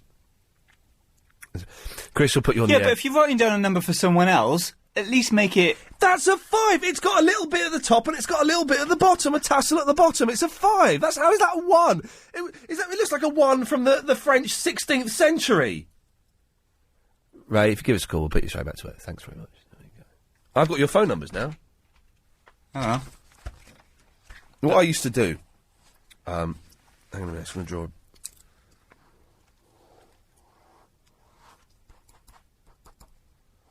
And then just a little bit coming out the top there. There we go. What I used to do is, when you do voiceover and stuff like that, you're in a tiny little sound booth. And there's always a notepad in there for you to make notes. I don't know why. I don't know what notes you're going to make. Have you finished with my notes? Yes, I have finished with the notes. So what I would do is, halfway through the pad, I'd flick it open and I'd write what happened in the rest of the series of Lost that had yet to be screened in the UK. It's childish, but it's damned entertaining. Nick! Hi, it's Mick, actually, but... look, I do apologise, yes. It doesn't matter, It's the first time I've ever rung a radio show Fantastic. in my life. Well done, well done, you! Thank you. I would just like to say, tell your girlfriend about the strip club. My wife, we've been married 25 years. Yes. 4 friends of mine and myself, she drove us up to Shoreditch from Kent. What? Yes? She waited at the strip club whilst we, enjoyed ourselves. Had a few beers. Yes. She then took us all the way back. Your wife did? Bought us a curry and waited, and then took us all back to our houses. Your wife did? Yes, sir. Well, yes, sir. Good, that's better. So, hang on. Did she come into the strip club with you? Yeah. She stood in the strip club. She talked to the strippers. Fantastic. And just waited whilst we were there. Did she find it... Did she find seeing the strippers arousing? Seriously. A question I've never asked her, but you didn't ask her? She could see why we enjoyed it. Did she find? Okay, because there's two things here. She may have found the strippers arousing herself, or the fact that you were obviously getting aroused may have aroused her. Yes. I think. I mean, she enjoyed talking to them, and they're just nice people. It was a great evening. Nice people, great times, great guys, great memories. Yeah. You got to do it. And it's not smutty at all. No. It depends how you go, doesn't it? Depends what frame of mind you're in. But no, I loved it. Brilliant. And this was how long ago was this? Oh, this was probably about 5-6 years ago. Have now. you done it since? Oh yeah. We go up but we sort of take it in turns to drive. Yes. We haven't driven since. Sort of No. thing. But, no, I recommend it 100%. I can hear You'd enjoy it. Nick, I can hear the excitement in your voice. Okay, do you put money in their knickers? No, it was a pound in a jug. Pound in a jug every time. What is this pound? This pound in a jug thing sounds terrible. That is demeaning, isn't it? And also, I'm kind of imagining that for a pound in a jug, the kind of girls you're going to be seeing, it's going to be more like Fern Britain, isn't it? Isn't it? No, they're really nice girls. They're really nice girls, and it doesn't. I mean, you don't come out like really broke or anything like that. Whose jugs are you putting them in? She has a beer jug. Oh, you could have gone into a curtained off area years ago, but they stopped doing that. No. And that was more expensive. That was more expensive. You pay a £5 for the curtain, don't you? So they tell me. Yes. Nick, thank you for that. Oh, it's nice to speak to you. Nice to speak to you as well. It's very entertaining. Nick, thank you very much. What a nice, slightly pervy gentleman there. Pound in a jug. That, I mean, hey, it sounds like good value, but that can't be right, can it? Did you just draw that in my book? Yes, I did, mate. Yeah, it's medically correct. You would know, because I have one at home under the stairs in a box. Steve. Good evening. Good evening. Good evening. Good evening. Good evening. May I just say, good evening.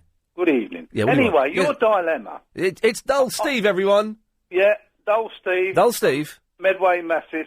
Yes. Miniatures. Big up yourself. I had the same dilemma when I turned 50 with the old, what you call it, the laptop, no, lap dance, yes. LDs, yeah. Yes. What I did, I went to Birmingham on a meeting with work. Yes. And what I did, I took my long black coat and a trilby, and I went to a lap dancing club. Yes. Now, I didn't know, but I found out before I went, that there's two parts to the club. You can actually stand or you can sit. And the standing room only is like being in an old picture house, and you can stand there in your black coat, and then you can sort of decide for yourself whether you're going to get creative interest.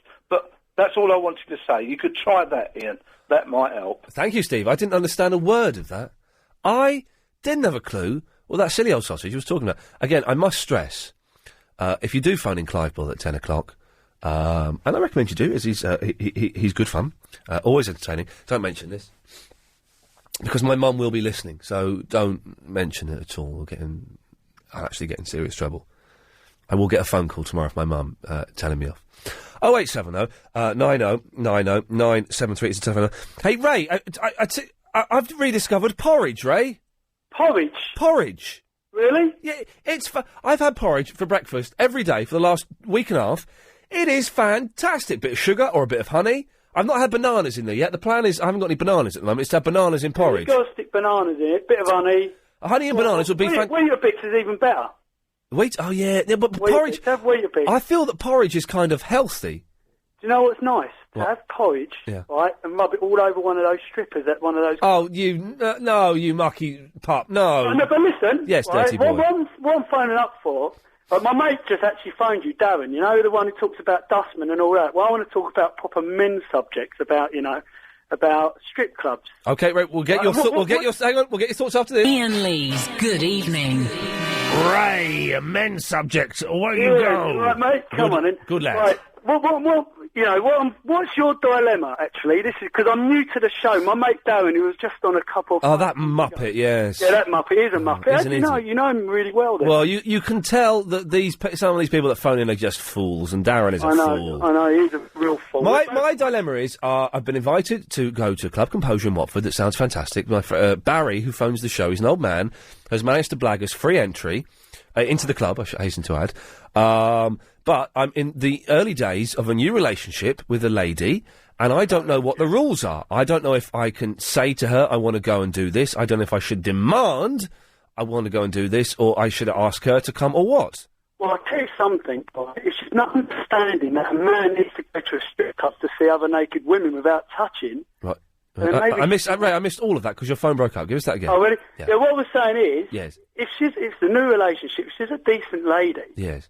What she'll do, she'll let you go to the strip club Yeah. because she's going to be so understanding and realise a man has his needs. Yes. And the need is he has to pay a complete stranger to take their clothes off in front of him. Yeah, I've got my fiancée sitting here actually. Right. Right, and we went for a brother's stag. We went on a stag do to Newcastle. Yeah. To a dancing club. But her dad's sitting there watching me having lap dances, and he didn't mind at all. Your fiancé's dad was watching you watching lap dances. It was her brother's stag do, Right. and they all went to a lap dance. And you're courting his daughter. I'm courting his daughter, Yes. but they took me there, Wow. and I was about the only one who had any lap dances.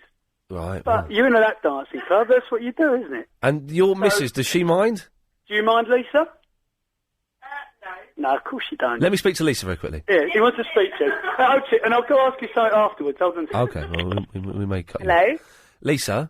Yes. You can do so much better than Ray. Seriously. I'm not being funny. He sounds like an absolute fool. Dump him and go and find a nice fella. You don't mind him going to see lap dancers? No, it's not that. I trust him. That's the difference. You trust him what? Yeah, I trust him that he's not going to go with someone else. He tells me that's the difference, and he laughs about it and says, you know, oh, it's funny, it's this, it's that. So, no, I trust him. That's different. Do you find it sexy? Iain, it's Does what? addictive. Do you find it sexy? Does he or do I? Do you? No, God no. Oh, okay, right, I was just checking. No, I think it's A bit pervy. well, I can sort of understand it from a certain point of view. Yeah. The more I think about it, the more uncomfortable I get about the whole thing. Yeah, I can appreciate that, but you know, these girls are like trying to make a living. They're trying to do this. Oh, yeah, trying yeah. to do that, and It's all weighted in the girl's favour. Don't get me wrong. It's the blokes that Yeah. are being manipulated in this situation. Can I have a quick word with Ray? well, that's the way I see it. You know, that's why you're saying dump him, get rid of him. Yeah. I'm saying, well, do you know what? Oh no, don't dump him because of that. He just sounds like an idiot. Yeah, do you know what? She can't dump me. She needs me. But anyway, what I'm saying is... Yes, right. We've got 20 seconds. There's a really good lap dancing club in Clerkenwell, right? I get paid. If I take you there, I get paid 50 quid being a cab driver. What, do you know what? Well, in that case, we won't let you mention it then, you silly sausage, eh? OK, 0870 9090 923. As it gets closer towards my mum's bedtime, let's veer away from the mucky, seedy subjects of lap dancers, and let's talk about sportsmen, who are all thick, aren't they? It dawned on me over Christmas, all sportsmen of any great note are absolutely thick. 0870 9090 973. On FM, on DAB, and online. This is LBC 97.3. LBC 97.3. Iain Lee's Good Evening.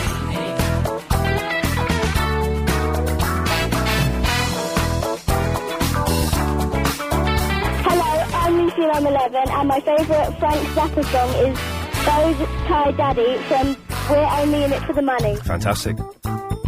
Good song. Darn good song. 37 seconds long. You can't argue with a song that's that short. So, what have we had so far? Some dude wanted surprises for his sister's birthday. Lap dancing. I've gone off the idea of it, to be honest. It makes me feel a bit uncomfortable. Leaf blowers. And sportsmen are all thick, aren't they? And I mean that sincerely, in as much as they're stupid, dull, and have nothing to say. When have you ever seen a sportsman being interviewed and you thought, well, yeah, that's really incisive, actually.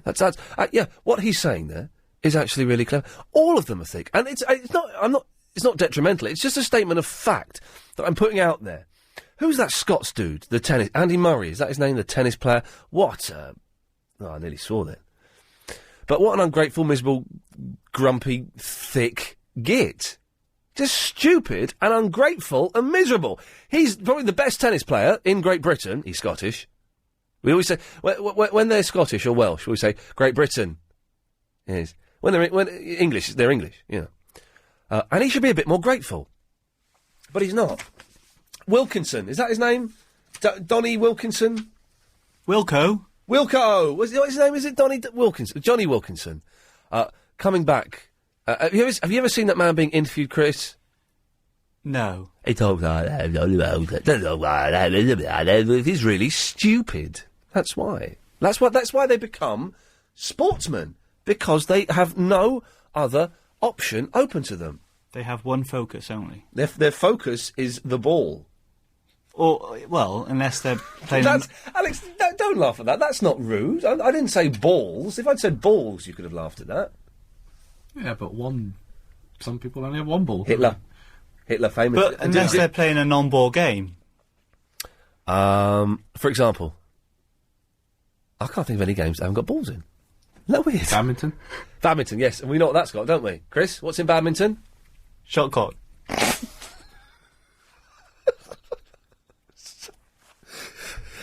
0870, you know the rest. Greg! Hello, Ian. Hello, Greg. It's the first time I've ever called the show. I've been a long-time listener and really enjoy it, but I thought I'd give you a buzz. It's the first time I've managed to get through, actually. It's not that busy tonight, that's why. Oh, okay. Well, hopefully I can come up. I was really going to make a comment on the stripper thing before, but I know you've moved off that now. Well, no, you can talk about it if you want. Go on. Oh, right, okay. No, I was just about to say, the fella that rung up before, he was talking about one in Shoreditch. That's actually literally just across the road from where my parents live. Oh, right. And it's not sleazy at all. These strip places are not really that sleazy at all. What you find is there's probably as many women in there now as men. Wow. It's kind of like, you get quite a city crowd in there, so you get a lot of secretaries and things going in with their bosses. Oh, right. And it's not quite the kind of long Mac brigade that you'd expect, really. It's kind of, I don't know, it's a bit classier. Well, yeah, yeah. I wouldn't say it's kind of a classy night out, but No. it's somewhere to start for a drink or something. And the pound and a jug thing that he was talking about, what it is, there's in these sort of lap dancing places, there's kind of a main stage area where you can sit in the crowd and watch the girls, and the girls kind of come round with a glass for you to put money in for watching in the kind of public viewing. Right. Or you pay extra to go and sit in a private cubicle and have a dance where it's just you and the girl. How much is it for the private cubicle? I suppose it depends on the club, anywhere from sort of £10 to £20, I guess. Oh, well, yes. That one in Shoreditch, I think, that the last chap was talking about, a colleague of mine went there, and I think he was actually dating one of the girls there. Wow. I think they charge about £15 a go. I had a friend of a friend. I didn't know very well, but I knew them quite well. His girlfriend, they were going out with each other. Then a while into their relationship, his girlfriend became a laptop dancer. Oh, right, okay. And I just thought that was the weirdest thing, and he was fine with it. And then one night, for his birthday, she took him to the club and got him loads of free dances with all her mates and all of that. Yeah. And I just thought that was a little bit off. To be honest with you, I mean, if you've never been to one, if you go there, you can, I mean, totally and utterly, the power is with the women. Yeah. Kind of, so, and, it's not like a kind of sleazy touching thing, there's nothing like that. The people that go there generally, there is a code of conduct, and everyone sort of adheres to it, and the bouncers are kind of enough to stop anyone going overboard. So, I don't know, if my girlfriend wanted to do it, I don't think I'd stand in the way. They earn an absolute fortune. Yeah, okay. Yeah, they do make a fortune. What was the other thing, Greg? The other thing, quickly, was your cat. Yeah, on MySpace, your cat's called Velvet, isn't it? Yes, that isn't my actual cat on the MySpace. I was going to say, because that picture of the cat is the same breed that I have. I had two of them. And I wondered if you had the same breed as me. No, but that, for some reason, that has been set up by a fruitcake. And my cat is just your bog-standard black moggy. Oh, right. So I love all cats. It's just that, like I said, I thought you had the same cat as me. I'm a big fan of cats, although she was... Velvet sleeps on the bed, okay? And she's taken to sleeping up beside me, sort of beside my chest. So she's got... And if you wake up in the night to go to the loo, she won't move. So you've got to sort of actually pull the duvet and move her. Well, if edged the way round, which I did quite a bit, and the other night I thought, I can't be bothered. So I was trying to move her. Oh, and she was crying. Oh, it's not nice. It broke my heart, Greg. She was...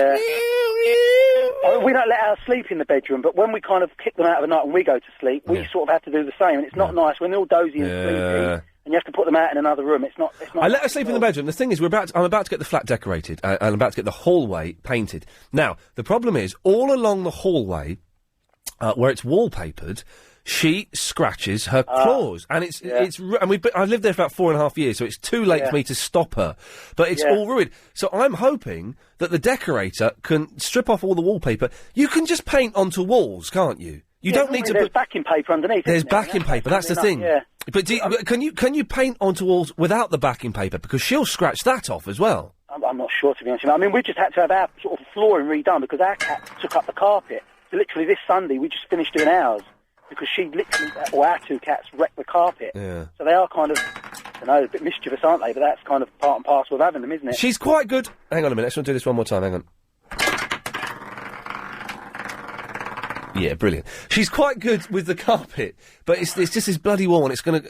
Yeah. We'll see how it goes. But it's worth it, isn't it, for having her? It is. I wouldn't be without her. Greg, thank you very much for that. Thanks a lot, Ian. Good bloke. There we go. Nice. People don't have cats. They just think they don't have a clue what you're talking about. But you get. Oh, my little girl. My poor little Velvet. You've got a cat, haven't you, Alex? Is your cat still in the house, or has it escaped again? That's gone now, completely. No. Yeah. When did it go? About 3 weeks ago. Oh, I'm sorry to hear that. I know, quite upset. Yeah, I bet you are, and I mean that, sincerely, because you get a little cat and you get attached to them. That Muppet there, Agent Chris, wouldn't have a clue what we're talking about, and he's laughing at both of us, aren't you? What? Oh, he's not even listening. I do apologise. I thought he may have been paying attention to the show that he's meant to be producing. Bruce is in Australia. How's it going, mate? I'm fine, Bruce. How the hell are you? I'm at work. It's pretty early in the morning, actually, to be honest with you. Okay, mate. Well, Sorry about last night. You were very, very rude last night. Well, I mean, Shane Warne did it. Yeah, I know. Well, let's not talk about what he did. Okay, no, that's all right. Yeah. But apparently you need me to insert some wisdom into the show. Is that what you've been told, is it? Yes. Away you go. What's the issue with the woman? Oh, okay, yes. Invited to a lap dancing club, early days of a relationship. I don't know what the rules are yet. I should probably introduce myself to the lovely ladies out there. This is Bruce here, the sexiest man in Australia. Hello to all my fans. I heard some people talking on the internet radio. LBC, yeah. What time's 10 o'clock? So that'll be about 9 o'clock in the evening. What time's 10 o'clock? Well, 10 o'clock is 10 o'clock, you muppet. No, it's 8 o'clock in the morning here. Oh, okay, right, yes. Yeah, but I'm a bit of an expert, and I think, well, first of all, about the strip bar. Yes. I've got a mate named Steve. He actually went to South Africa. Yeah. And I'm not going to be lewd. No lewdness. No lewdness. But are you going to be rude? No, it'd be fine. I mean, he's a pretty sexy Australian bloke, pretty big mate. He's a sexy Australian bloke? He's a pretty big bloke, actually, to be honest. He normally gets ladies. Okay. And he went to South Africa, and he went to one of these strip joints where you can touch and stuff. And he apparently he ended up picking up one of the girls. Wow. Yeah, it's not bad. He did like a blowing in the ear type thing. No, and literally just in the ear, nothing. Yes. This is one of the dullest stories I've ever heard, Bruce. So a friend of yours went to South Africa, went to a lap dancing club, and he copped off with a girl. Yeah, he did pretty well, actually. He didn't have to pay for it, and she went home with him. Well, thanks for that, Bruce. Anyway, so you need some advice with the ladies. Well, first of all, yes, I'm a bit of an anti-feminist. Okay. I had an argument with Lynn, actually, about a year and a half ago. Lynn? Lynn. From Forest Gate? The large black woman. Okay, yeah. With hairy chest or something. Yes. And apparently I said that the world's being run by feminists. Right. Now... You are talking bloody nonsense. Well, I mean, I think women should be in the home. Okay. I mean, they should be barred from working. Yes. And they should be forced to be in the home, especially English girls, because they're very fat and ugly. Okay. Well, Bruce, listen, thank you very much for that. That doesn't really help my dilemma. There's not even a dilemma, but that doesn't help with anything at all. Bruce is a regular caller on the Sunday night show, and unfortunately, it looks like he's found out where we are weekdays now. LBC 97.3. Iain Lee's Good Evening. Yes, now, this is very exciting. The daily Howlow auction is back here on LBC this week. And today's prize is a fantastic Nintendo Wii games console. Now, it says fantastic here on this bit of paper that I meant to read, but it is genuinely fantastic. Chris, you have to come round and have a go on my Wii. You've still not been round to see it yet. Well, you won't ever let me. Well, no, you're right. I'm not going to. I'm just pretending to be friendly for the radio. But you can come round and stand outside, and I'll hold it up to the window so you can see it through the window. Can I bring my camera? Yeah, but don't take pictures. All right. Good lad. They are fantastic. Although I had to stop playing a game, Red Steel, the other day because it made me seasick. I was playing a game on the Wii and it made me seasick. Anyway, to win this on the Howlow auction, you text the word LBC.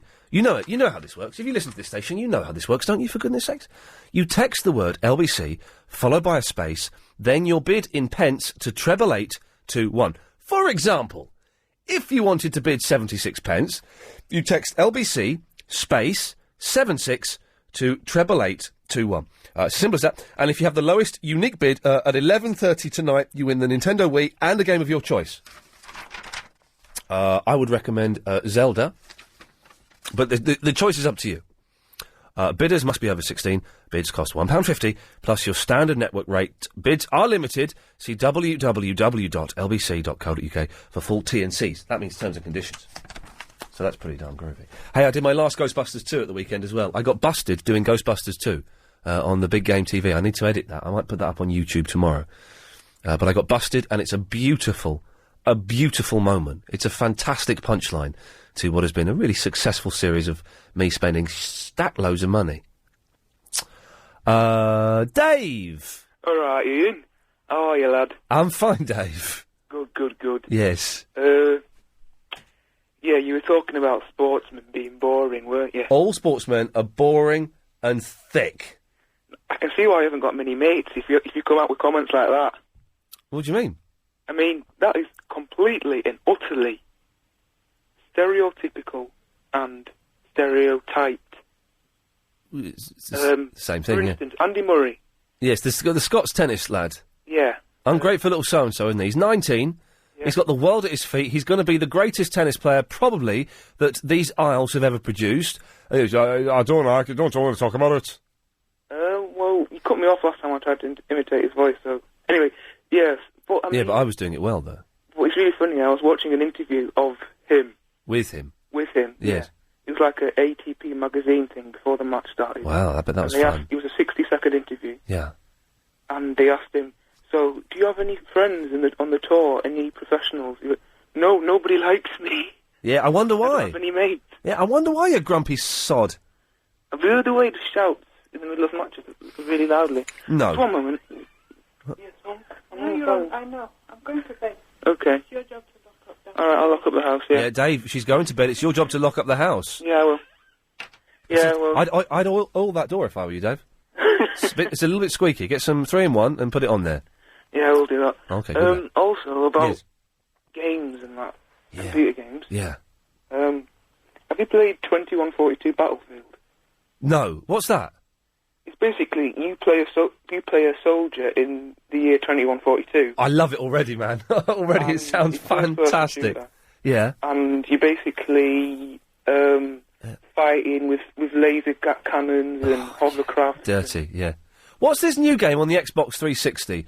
It's something to do with Earth. It looks like Halo, but not as good. That's probably it, 2142. No, it's not. It's not that. Battlefield 2. No, it's not that. It's, Oh, hang on a minute. God, I know this is a little bit dull for everyone, but this is going to actually... Hang on a second.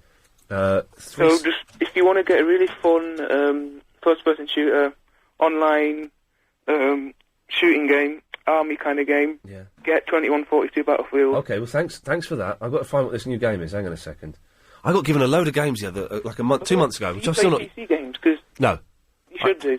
No. I used to, but the 360 is as good as a PC, so you don't need it. No, and the online is much better. No, the PC is better than the 360. No, well... You've got a decent PC. Oh, look, there's Alex Krotowski has written that. I know her. She's lovely. Who? Alex Krotowski. She's writing for the Guardian about you mean games. She's lovely as in she looks lovely, or she's a lovely person? Both of those things. She looks lovely, and she's lovely. Anyway, boring. But yes, computer games are wicked. I've got a stat load that I don't even play. That's how cool I am. Thanks, Dave. Go and lock up. It's your job. I just realised that could have gone on for the next 40 minutes with that. And do you know what, Irene? I'm not here to have private conversations. I'm here to do a radio show. So me... So it's said. Yes. So me banging on about, I've got to try and remember there are people listening to this. Anyway, yes, what can I do for you? How are you anyway? All right. That's good. I'm a bit down at the moment, but all right. Oh. It's all pointless. Listen, yes? Lady Alex's cat's gone missing. Yes. Right. Yes. Now, we had a cat for 13 years when we were growing up, Nelson. Nelson. And... named after Nelson Mandela? No, No. it was after Lord Nelson. Oh, He had right. a sticky eye, and he was the one that was rejected from the litter. They're always the best ones to have. Yeah, we had 13 years anyway. He would go missing sometimes for 2 or 3 months at a time. 2 or 3 months. They're probably going out having a bit of nookie. They found a girlfriend, or they're going in someone else's feeding them. But They they'll do- sicken they and do. they will come back. They do get locked in sheds and Yeah. locked in garages, and then they panic, and then they manage to get out, and, so 3 weeks really isn't that long. Yeah, that's right. Or It's it going could- for a while, yeah, but he will turn up. Or it could be dead. Oh, God forbid. Oh, God forbid. Alex, there are websites. When my mum's cat went missing, there are websites where you can go on and say, my cat's missing, it looks like this, it's got a tag, it was in this area, and people post and have a look for you. Have you been there? Nah, I can't bother. Okay, good lad. Miserable. He's How's your mum anyway these days? Do you know what? I was over there today. She was all right. Good, She was good. all right. I've got to post a letter for her, actually. I can see it in my bag. I need to post that. But yeah, she's all right. Thanks for asking. All right, then. All right, cheers, Irene. All right, bye. Bye-bye. Paul. Is there like bounty hunter cats then? Sorry, what? You know, bounty hunters that go out for cats. Yeah, there are bounty hunters that go out for cats. Yes, they are. Definitely. I can't believe that Chris does not want to play with your Wii. Well, he does want to play with it. I just don't want him touching my Wii. Oh, well, fair enough, though. Yes. Right, lap dancers, that's weird, man. Yeah, man. Yeah, that was a whole weird thing. All right, cat decoration, right? What? Don't go for like 500 quid for your hallway. At least 450. No more than that. What on earth are you talking about? Your decoration for your hallway. Well, my decoration, well, you mean getting it painted? Yeah, Yes. but what they're going to do, right? If they're going to like strip your hallway, Yeah. right? Fair enough. Yeah. Right. That's a lot of money. What is a lot of money? Well, for them to strip it and then repaint it or What, then 500 reline it. quid? Well, you were saying before that it wasn't relined. You were saying it was repainted. I didn't mention any figure. Well, no, I did. No, that was what I was saying. You're going to get ripped off, though, straight away. From these geezers, you're going to get ripped off. Why am I going to get ripped off? Well, I can see you getting ripped off myself. Ivor Hardy isn't going to rip me off. Ivor Hardy did a fantastic job Is that decorating. your Irish geezer? Yeah, he did a fantastic I job. know, doing the- fair enough, though, because he didn't blow on the door and all that business. That's fair enough. He doesn't need to blow on the door now. I fixed the lock. Because of the olive oil. Yes. There are people listening to this who haven't. Even I only have a bare, vague understanding of what we're talking about. But I'm hanging on there. Yeah. I'm hanging on. It's like I feel like I'm on. This conversation is is my car that you've stolen, and I'm hanging onto the windscreen as you drive at 90 miles an hour around the Tesco car park, trying to fling me off. And I'm holding on for dear life. But at some point, very soon, I'm going to get tossed off by you, I've Paul. got 3 other points to go. Go on, you carry on with the olive oil. Go on. Go on, I've finished. Away you go. Right, olive oil he put on his door because he blew it in all that business. Right, MySpace. Yes. Oh, Heroes. I was going to get Heroes. Heroes pretty cool, man. If you want to go for Heroes, see if you can do the downloading. The TV series, I've not seen it yet. I will do. Thank you. Pretty cool. My major call was for MySpace. I wanted a bit of advice because I know you're a bit of a MySpace man. MySpace.com/the real Iain Lee. I'm going to have 5,000 friends by March. I've fallen for someone on MySpace. Oh, what's his name? No, fair enough. Very funny. It's a girl, isn't it? Oh, right. Yeah, how old is she? How old does she say she is? Because I put on my thing, I'm, Single? I'm, heterosexual kind of thing. Yes, okay. How old does she say she is, and how old do you think she is? She says she's 29, she looks pretty rough, but I'm into her actual page. Her page is doing me. She's got good music on her page, she's got nice little graphics. Hang on, what's her page? Oh, I can't tell you, can I? Because everyone's going to go to it, isn't Well, they? yeah, go on, of course you can. Facebook.com/what? No, I can't do that, can Just I? come on, whisper it, no one's listening. No, fair enough. To her, I can't really do that. All right, I tell you what, I'm going to take you off air, speak to Chris, tell Chris what it is, Chris will type it in, then come back to me and I won't mention it on air. Of course you can. All right, Lee, I'll see you later. It's Ian. No, but Paul, don't go anywhere. Chris is going to talk to you. And then put him back. The MySpace phenomenon is still continuing, despite the fact that it's now over 1,000 years old, and is actually quite dull. Chris, can you type it up? I'll be with you in a moment, Habiba. Okay. Do this one more time while we're waiting for that. I love it. Oh. Have you got it yet, Chris? He's looking for it. Oh, for God's sakes. Well, I'll talk to Habiba then for a minute. Yes, Habiba. First of all, I've got two things. First of all, you can paint onto bare walls. Have you got good walls? Are they like straight? There's not lumpy and stuff like that, are they? There are a couple of holes in it, but they can cover that up, can't they? They can fill that Okay, in. you've got to have really flat walls if Yeah. you're going to paint onto bare walls, in which Okay. case, if you want that, then spend the extra and get the whole thing plastered so it's nice and flat and smooth. Oh, plastering the hallway's going to cost a couple of grand, though.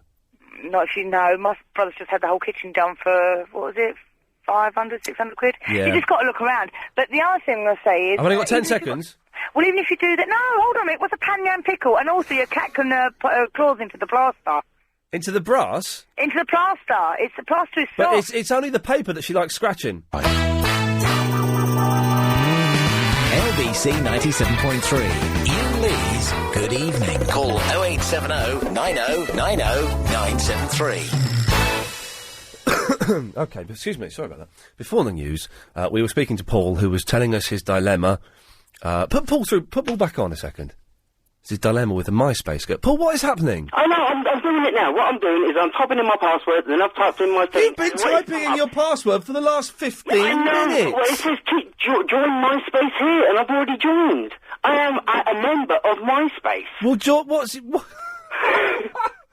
honestly, Ian. So you've got to type in with MySpace. You've got to type in your email. Your email. You've got to type member login, right? Yeah, that's your email address. So I've done my email address, which is actually my email address, which I'm not giving out. No. And then it's your password, right? Yes. So I'm going to do my password now. Yeah. Right? I'm not going to shout out. Oh, I've done it wrong, right? So here we go again, right? Right, I've done that, right? Yeah. And then sign up, right? Yeah.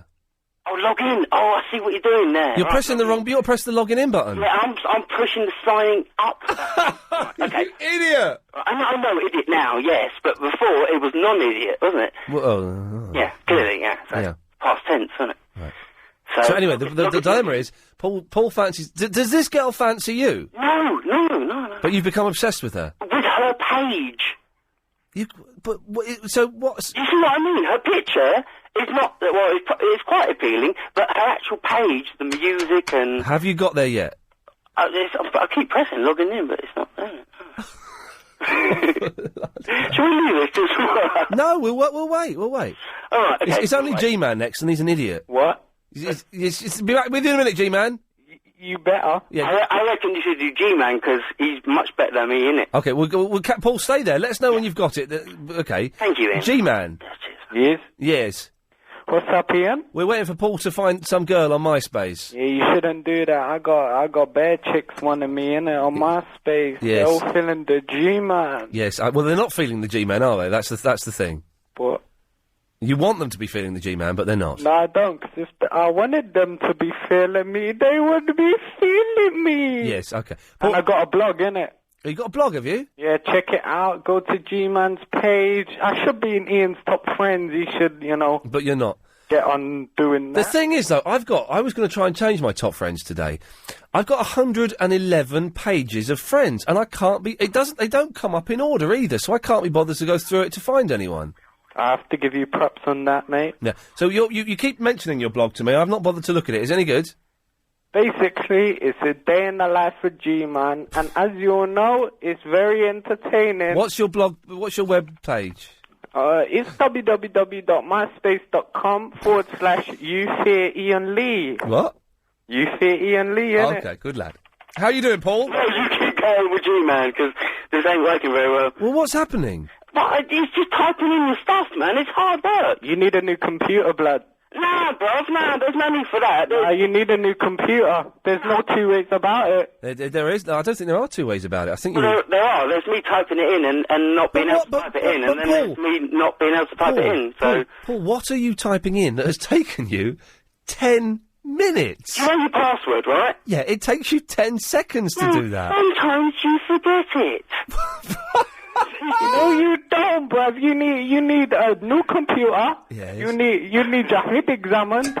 By the sounds of it, you sound very skinny. You need a hamburger, mate. Yes. Do you need to log in to find her page? Yeah, of course I do. Yeah. Why? I don't know. Should it be in your? Into MySpace then? Won't it be in your history? I don't know. Shall I look in my history? Oh God, this is so dull. But the thing is, yeah, exactly. You're like telling me how to work a computer, which is non-radio form, is it? But we've come so far on this journey that I feel we have to see it to its conclusion. You haven't come that far, though. No, well, we've come 11 minutes of radio far. So is G-Man telling me I should not go through with this then? Because he's got enough upon the internet. What? Are you telling me I shouldn't go through with this? Jamaican. No, there's no way I should Then do this. don't speak like that. Why not? Right, G-Man, what are you saying to Paul? Exactly. Basically, get a new computer. Yeah. Search your history. Yeah. Maybe you should even put it in your favourites. Use your brain, bruv. But should I not deal with this girl on the computer? Is that what you're saying? You know, if I was you, I would move to it. All right, well, nice one, yeah. Well, thank you, G-Man. Thank you, G-Man. What? Yeah, but we're cutting you off now. No way. Yes. Right.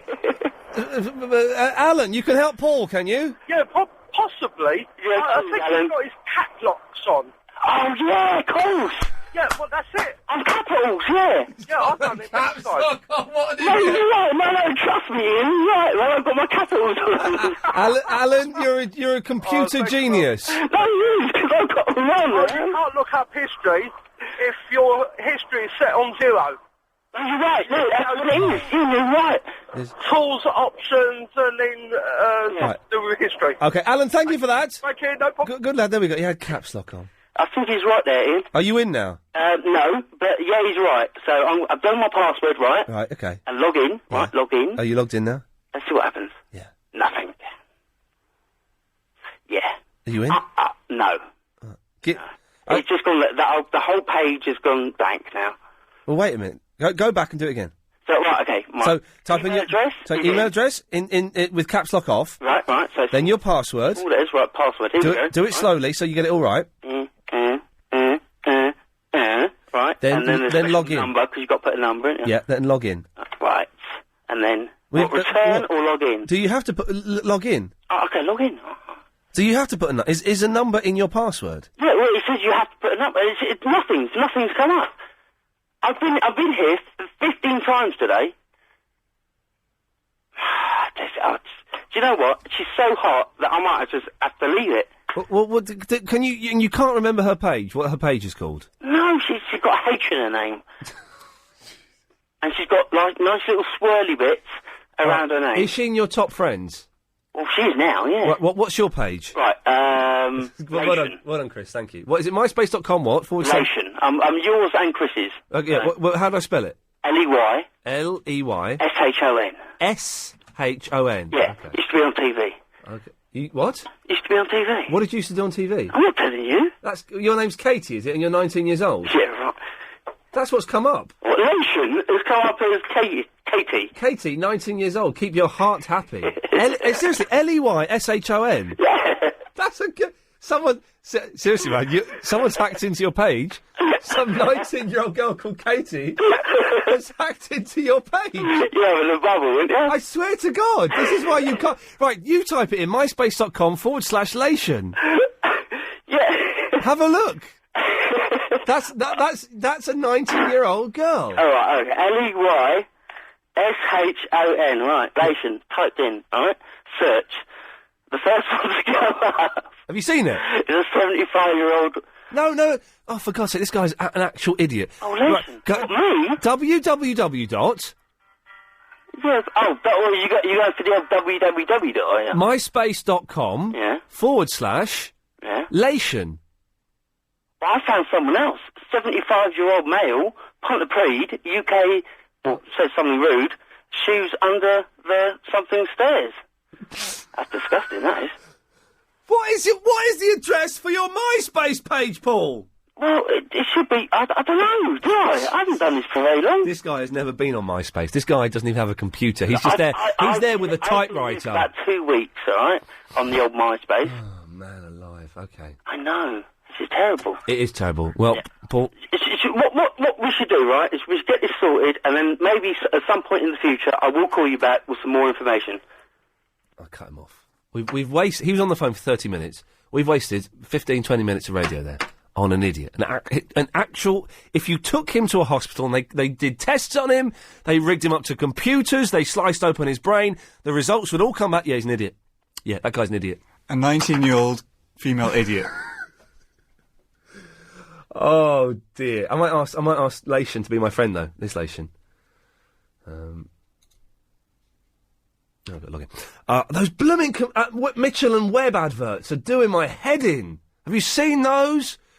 Hello, I'm a Mac, and I'm a PC. And, we get on really well now, because I run Windows. Yeah, and I'm a PC. Oh, but the PC keeps getting bugs, and I'm a Mac and I don't. I'm only jealous. They probably got £100,000 each for that. Seriously. Gaza! Yes, Ian, how's your well-being? Yes. Remember, good counsel maketh a good person. Okay, right. Right. Yes. Ian, Yes, sir. you're out of order, man. I beg your pardon? You're out of order. Bring it on. There's loads of good sports people out there, man. They're good at their sports, yeah, definitely. Yeah, but you said you're rubbish and sick. I didn't say rubbish. Didn't use the word rubbish. They're all thick. Okay. They're all thick. Are you nuts? It's not the best argument so far, but carry on. Okay. Ian McEnroe?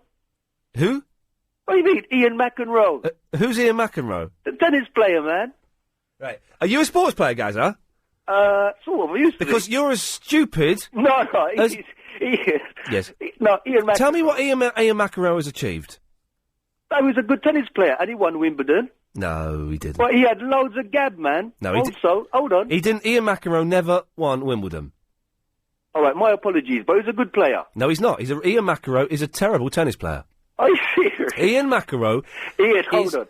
No, guys, I want to say this. Yeah, Ian McEnroe is the worst tennis player in the world. Nah, you got it wrong, Ian. I tell you who's quite good at tennis. Who? John McEnroe. Yeah. Yeah. You're as thick as they are, Gaza. No, Ian. My apologies. I'll give you I don't accept your apologies. Okay, that's fair enough. Yes. Jeffrey Boycott. Right, and we all know what Jeffrey Boycott did. We all know, and I'm not going to say it on the radio, but we all know what he was found... We all know what Jeffrey Boycott was found guilty of in a French court. Yeah, well, that's different. We're talking about cricket. We're talking about sportsmen. Forget off-field. No, we're not. We're talking... Hey, listen, he's a good sportsman, but they're all thick. No, they got good arguments, man. Did you ever listen? Yeah, he had a bloody good argument, Jeff Boycott. Yeah, trust me. Okay, Cassian Muhammad Ali Clay. Yeah, he wasn't the brightest penny in the penny bag.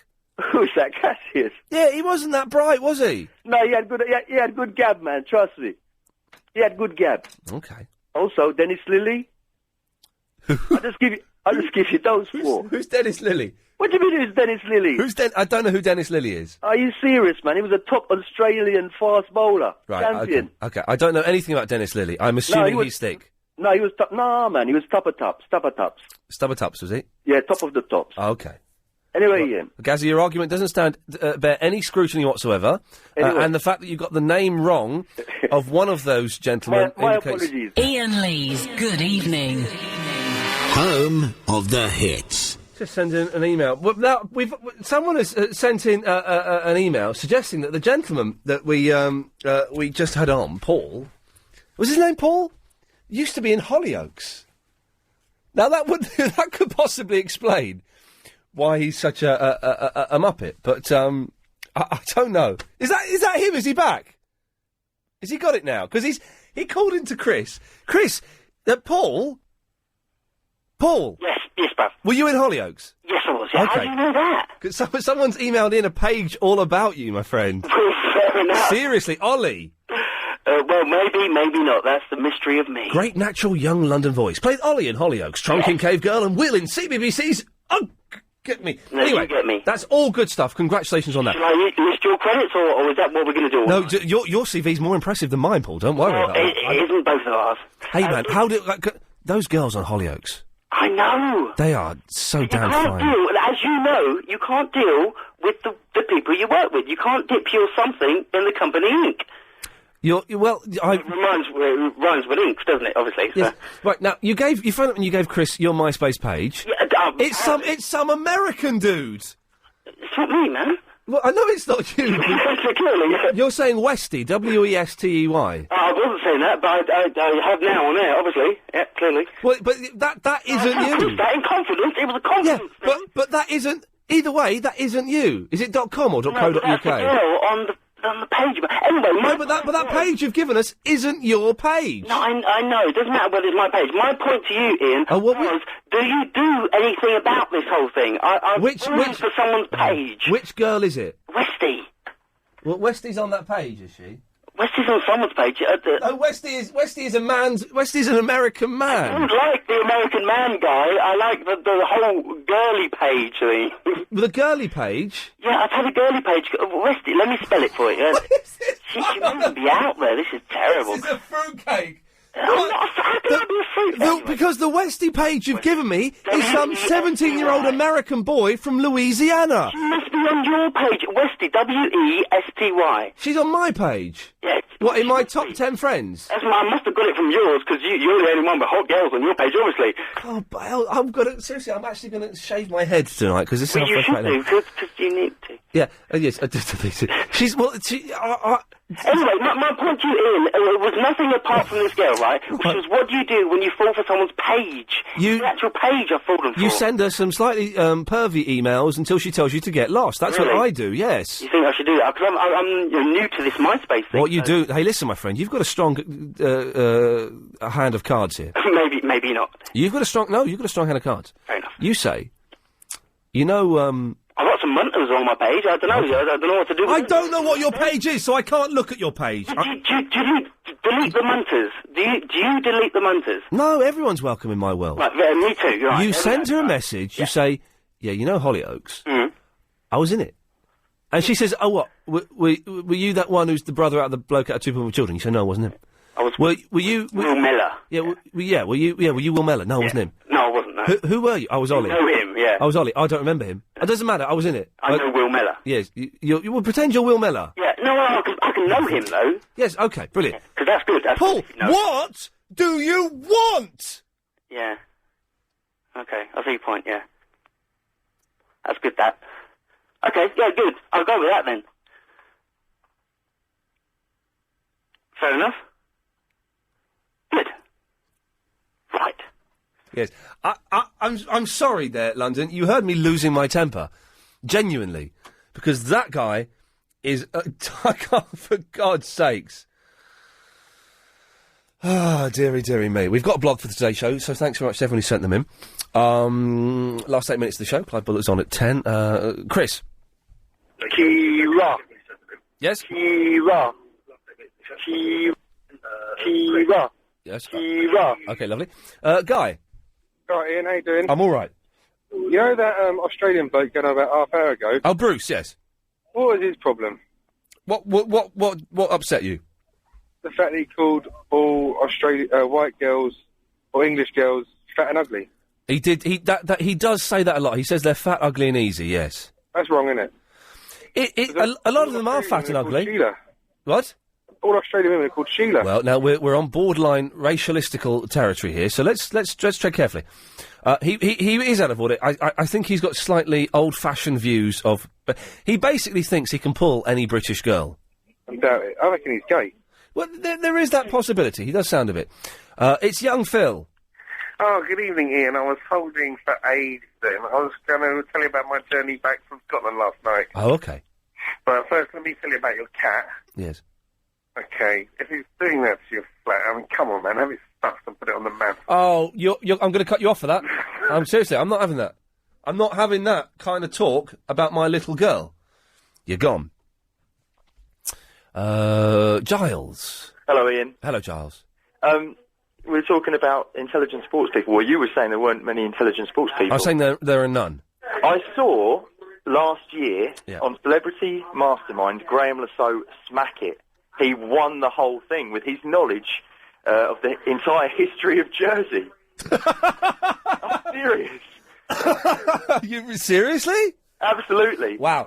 He was up against Natalie Cassidy, which isn't saying much, but... do you know what? I've met Natalie Cassidy. On the telly, nothing special. In real life, this is going to sound surprising, actually really sexy. Really? Yeah. You know that some girls just have like a sexy aura? Right. She's got it, man.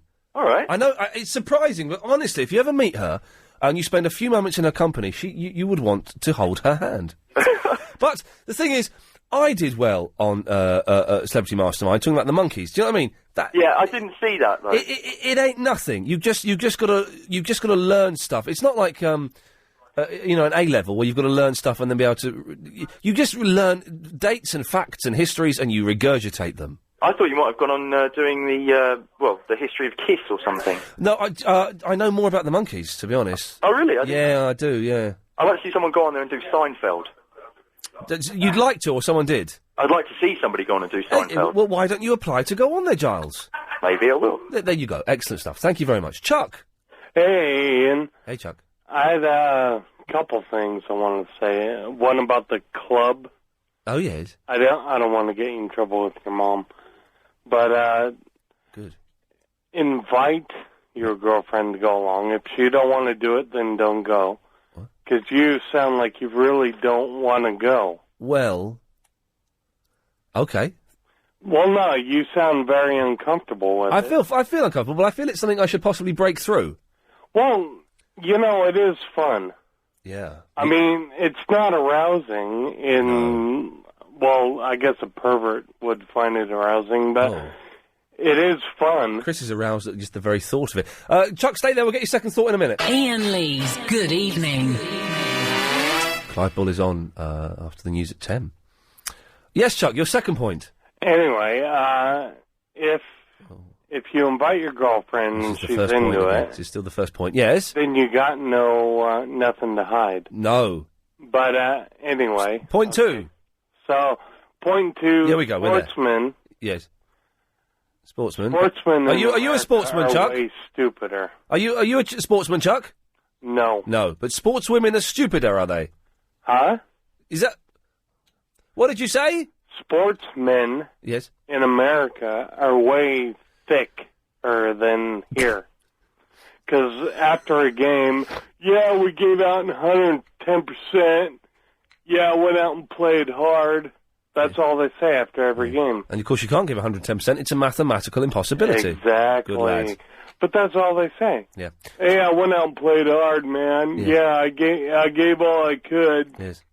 Chuck, thank you for that insight into the American psyche. Dave! Hi, Ian. Good evening. Good evening. Yes. Getting close to 10 o'clock, I wanted to caution you not to go to the lap dancing club. Oh, why? I have a friend who is a part-time laptop dancer. Yes. And about 2 years ago, she's working in a club in Birmingham near the Edgbaston cricket ground. Yes. And the game was rained off. Right. Okay? Yes. She was asked by the manager to stay on for the afternoon shift because loads of people came away from the cricket and went straight into the laptop dancing club. Yes. She made enough money that afternoon to pay off her credit card. Wow. So, given you've got expenses, yes, decorating your flat, yes, don't go down there. Don't do it. Dave, that's great advice. Thank you very much for that. Good lad. Oh, we found Westy. She's quite nice, isn't she? Well, I tell you what, if you missed the show today, it sounded like this. There was a soldier, a Scottish soldier. Invited to a lap dancing club, early days of a relationship.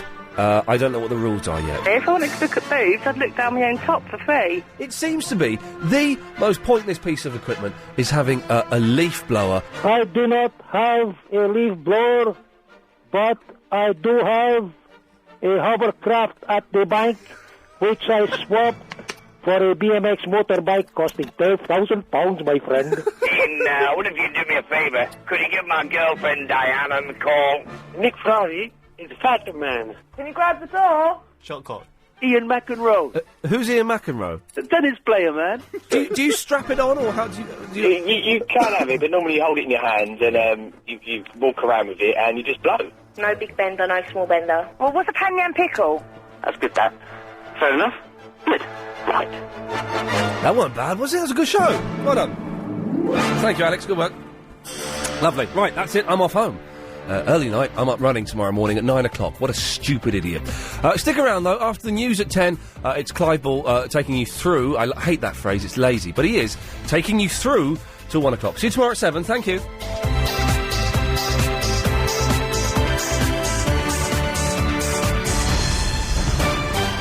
FM, on DAB, and online. This is LBC 97.3.